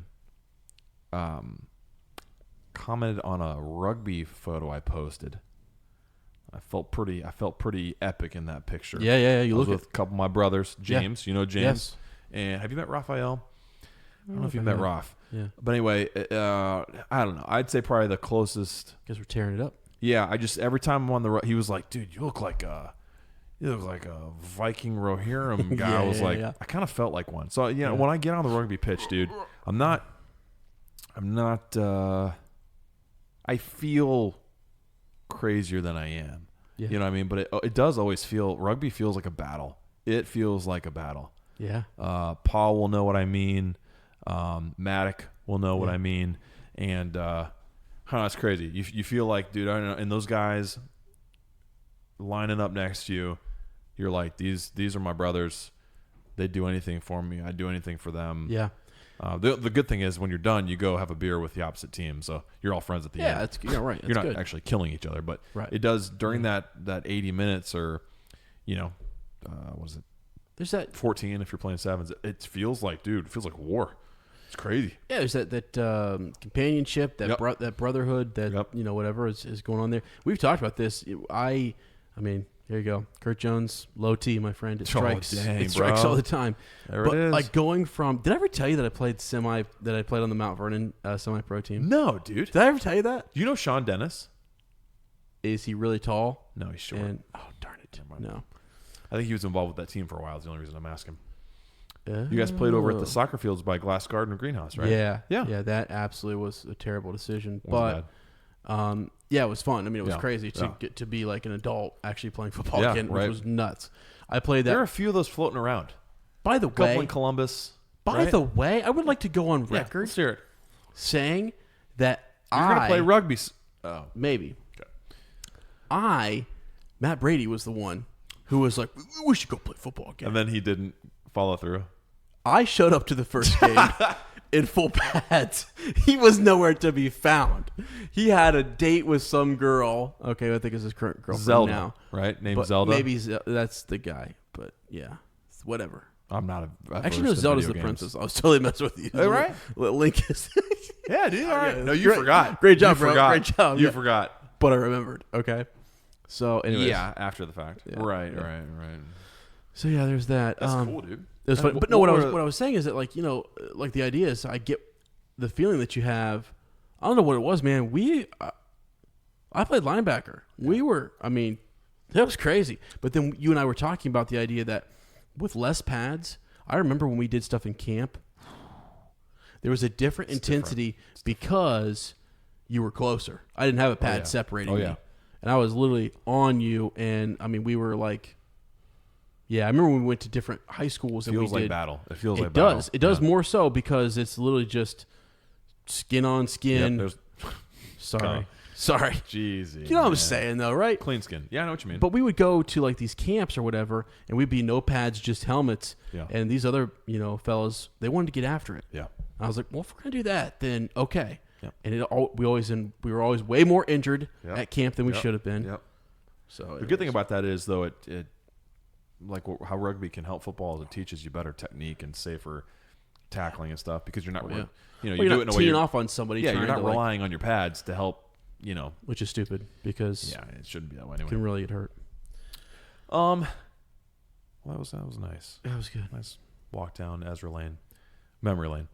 So we have a couple little things I want to make sure we get in here.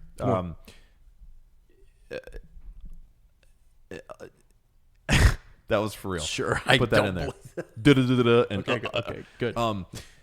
if you want an up coaster, an unexpected podcast coaster from Weird Leather, Travis Sigler, our man over there, crafting leather goods, working on a mead with his good friend as well. Yep. So go to weirdleatherandmead.com. That's weird as in WYRD. Use the promo code UPWYRD, UPWYRD, and you can get a coaster for $10. Beautiful, handcrafted, wonderful. They're great. We need. Apparently, there's a desire for merch. I think Nat Estrada started a post, and there are maybe 60 or 70 comments. Yeah. About I want a hoodie, I want a T-shirt, I want okay, some stuff. okay. And so right now you could go get a coaster, and it's officially licensed Unexpected Podcast merch. It's true. It's true. And that can tide you over until we have. Do something more for me though, Lane. Yeah. Do something more. What else can you do for me? Yeah, we're working on it. So we're going to work on it. So stay tuned.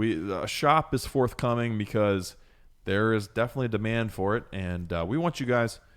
Nat's point was I talk about you guys all the time, but I don't have any. That's it. I don't have a shirt to wear. I don't have a way to rep without just using words, and so. It's a great point. So we need to get that out there and provide you guys with ways to, rep your favorite book club. So, and I think what's cool too, and some people brought this up, is that if you want a hoodie, a sweatshirt, or if you want even like if you don't want like the unisex shirt, you want something different, then there's options for that too. Yeah. So that's what we're gonna. We will work on that. Something Travis is working on right now is getting the mead up and going. Ah, yes. So they are trying to craft this Unexpected Podcast mead using Oregon buckwheat honey. So referencing Buckland there. Very clever. I like it. Yep. And also carnation flower tea, as carnation is the official flower of Ohio. Gotcha. Which is also very clever and Gotcha. And a nice little tip of the hat. I didn't even know carnation was our flower. See, so I feel educated as well. Yeah, I didn't know. You did know? Or no, I did know. Okay. But I didn't know what all went into mead, so I was hoping, our state bird wasn't going to get worked in there. You and mead and all of the beverages. And I lost it right at the beverages. So anyway, it's I guess there's some cost to do the test batch. And so he is looking for a little support that way. If you feel like you want to donate to that cause, you can send him some money via PayPal. Is this serious right now? Is this real life? Yeah, but it's not PayPal. It's actually pronounced PayPal. I guess you could abbreviate it. PayPal, P/pal. weirdleatherandmead@gmail.com. I think what did he say? He needs $50 to be able to test this batch out. So every little bit can count. I know that a lot of expenses with starting his business and get everything, up and going. Yeah. And so, go help out if you feel led to. If you feel obliged to use Ezra's words. Thank you. Also want to say that Charlotte Hinton has been working very hard on our Unexpected Podcast coffee. Yep. She is so she sent us some samples. We tasted them all. Yep. We picked the one that we liked best, but we also picked the one that we thought would appeal to a wider base of coffee drinkers. Not everyone likes dark roast, okay? Come on. So it was sort of a medium roast that tastes dark enough that we love it, but I think most people will also like it. So And by we, you mean you and Goldberry really are the coffee experts? Yeah, well, I mean... I did sample. You like the cream. I do. With a little splash in there. A little splash I'm of just coffee. kidding. You got like you guys got a cold brew or something? Okay, yeah. I like any kind of like vanilla. Hey, I can make cold brew. I can make cold brew with this coffee. Absolutely, you can. Yeah. So absolutely. So anyway, she's experimenting with some other like hints of flavors and stuff. She'll be sending that our way so we can taste it and kind of do like a final stamp of approval. What's so funny? We sent her the logo. Sorry, I'm so sorry. she's got the UP logo. She's gonna slap on there. So Yes. that's coming too. That's coming soon as well. So keep your eyes out for that. Minas Tirith Archives with our friend Phil Seidel. Yes. Histories of Middle Earth podcast. Go check that out. He's got his first 2 episodes up. Episode 1 is on the Shire. Episode 2 is on Frodo Baggins. Just burped into the mic. You do not want to miss that. Phil is amazing. He, I tell you what, he fills us in. To carry a podcast by yourself is no easy task. Very. I will never attempt it. I thought you were going to say, I would know, as in like you. I would know. As in Yeah, you could you imagine? That'd be funny. I clearly get us through those rereads, right? No, you do. And, You do. It's yeah, fun. it's a joke. But he does a fantastic job. I love listening to them. It also helps me because I don't know, dude. Sometimes I get so daunted by reading Yeah. that his posts are so thorough. I'm like, I don't even know if I can read that because my reading time and energy are poured into these books right now. Right. It's Lord of the Rings. It's Narnia, which is much shorter than Lord of the Rings, but that's really about it. Yeah. And so for me to be able to get all the information that Phil has compiled in audio form, I can go cut the grass. I can be, maybe I'm on the toilet. Right. You can I can be doing anything. multitask. All right. I can be up late at night while the girls are all asleep, and I need something to help get me to bed, or just take my mind off of my thinking, and I can pop my headphones on. And Phil's got a nice, calm, relaxing voice. Yes. He's funny. He's informative. He's kind. He's a beautiful human being. So, and He's long a time upper, man. decent man. He and his wife will be coming to the long expected party as well. So if you want to meet Phil in person, come check him out at. Don't check him out. Teach their own. Teach their own. Guys, I have to apologize. I'm going to apologize right now to Lane. This is some of the best. I know, most fun we have. No, I'm just apologizing to you because I feel like how I usually do. you know how you hit those walls? Oh, bro! All my life. 20 minutes walls. ago, I hit a wall. And I'm just like, what happened? To me, so I apologize. So guys. go check that out. Again, we have some. I think. Oh, geez, I got to contact him. So, but next episode, we're going to be joined by. I'm hoping, Susie Millhouse, Erica Barnes, and maybe Jen Shepard, if she wants to, and we're gonna be in Pelennor Fields, and it's no strawberry fields, man. It's hard out there. Okay, a lot of killing, right? A lot of dying. No poppies. No poppies. Poppies will put them to sleep. Can you imagine a crossover? Like the Wicked Witch shows up on Pelennor Fields and she's just planting poppies. Could you imagine? Throwing seeds out. Yeah. And the Black Rider comes up. He's like, What are you doing out here? Yeah. She goes, get out of my house. Yeah. Sleep, you will. Sleep. She like lands Minas Tirith on somebody. I was just thinking, like, could you imagine the battle starts and everyone just falls asleep? Falling asleep. Like the Rohirrim's rushing down, right? It's just like, oh, I'm tired. The The horse is up. just He's like, all right, cool. just take a nap. Everybody just laying down. Nap time. Yeah. So anyway, lots of cool things going on. I'm sure I've forgotten something. But there's so much to remember. I'm sorry. You're doing a great job. It is. No, it's good. It's good. But if we do leave something out, let us know. We'll add it in. The Bywater Post newsletter's out there. Go check that out. Yep. Jen does a great job editing that, putting everyone's contributions together. Erica Barnes has created a website, so it's an unexpectedpodcast.com. Is that right? That's correct. Okay. And unexpectedpodcast.com. Go check it out. We're looking to do some different things there as well. Yeah.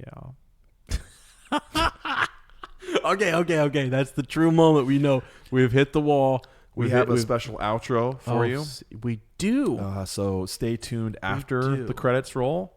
There might be two versions, right, that we're releasing. Yeah, please stay tuned. If you love Stranger Things, you're going to want to stick around for this. I probably should have said that at the beginning of the episode, but probably should have, but it's okay. It's, I'll put a little all thing good. at the front, power little post hashtag, it. little hashtag.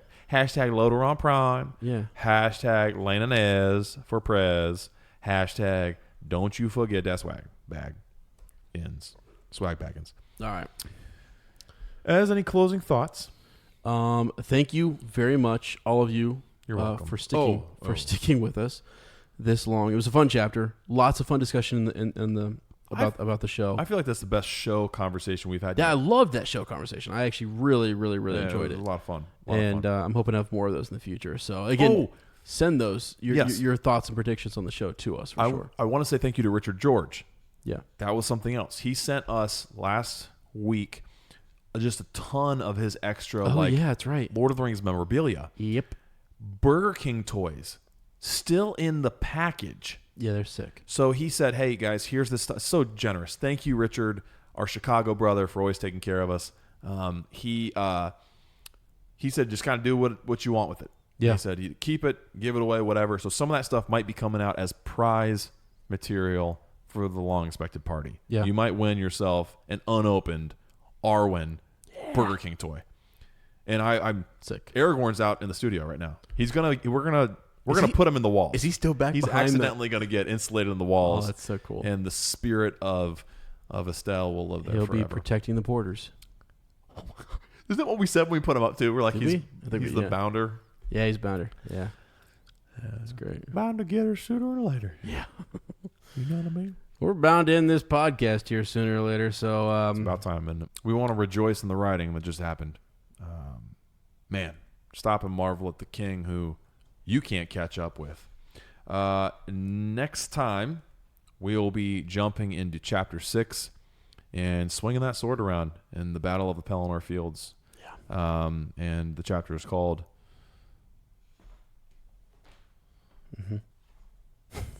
Is the battle in there?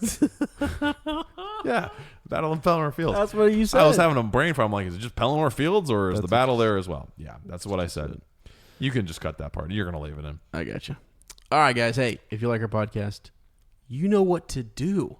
Don't forget to subscribe, Hey, like us, hey, write a review, Hey. leave a comment, Hey. or send us a hey. Shadowfax. I was hoping you weren't even going to say Shadowfax. Man, I didn't know. Because we could replace it at this point. We'll see you in a fortnight, and remember, Frodo lives. I've had to pee for literally over 3 hours.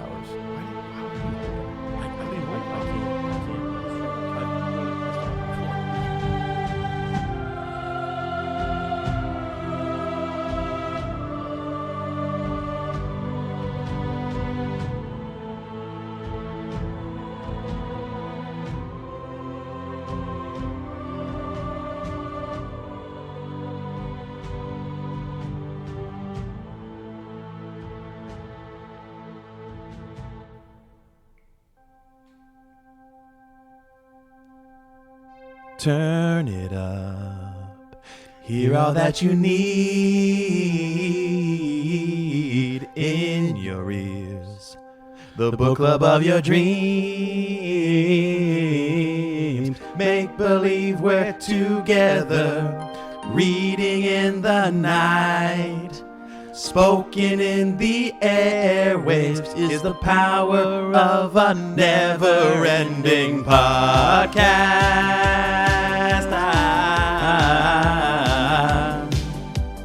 Elven stars, light of Erendil, we form a team, a fellowship of rings, riddles full of secrets, unnatural darkening clouds, a sky full of elven arrows is the power of a never-ending podcast.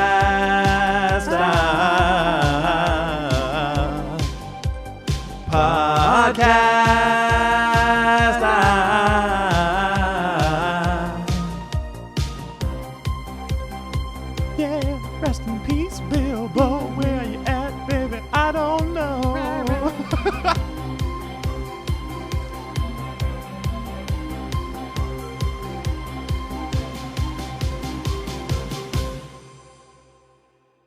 It's hard. Wait, how's it start? Oh, yeah. Okay.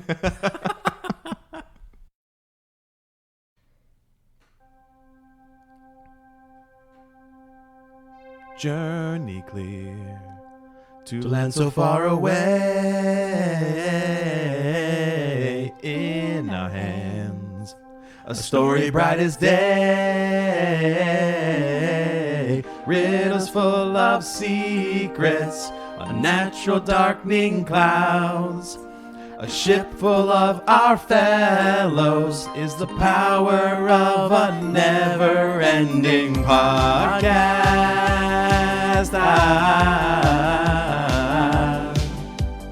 Turn it down. Now it's time to read.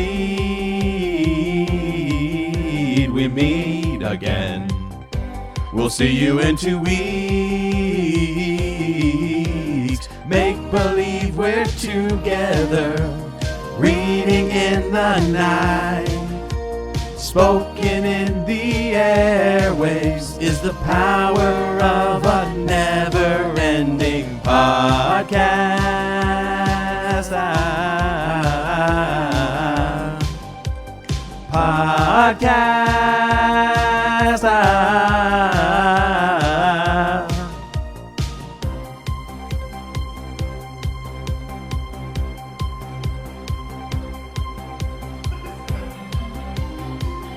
I'd like to thank Falcor, Betray You, Betray You. and Snickle Fritz. that guy.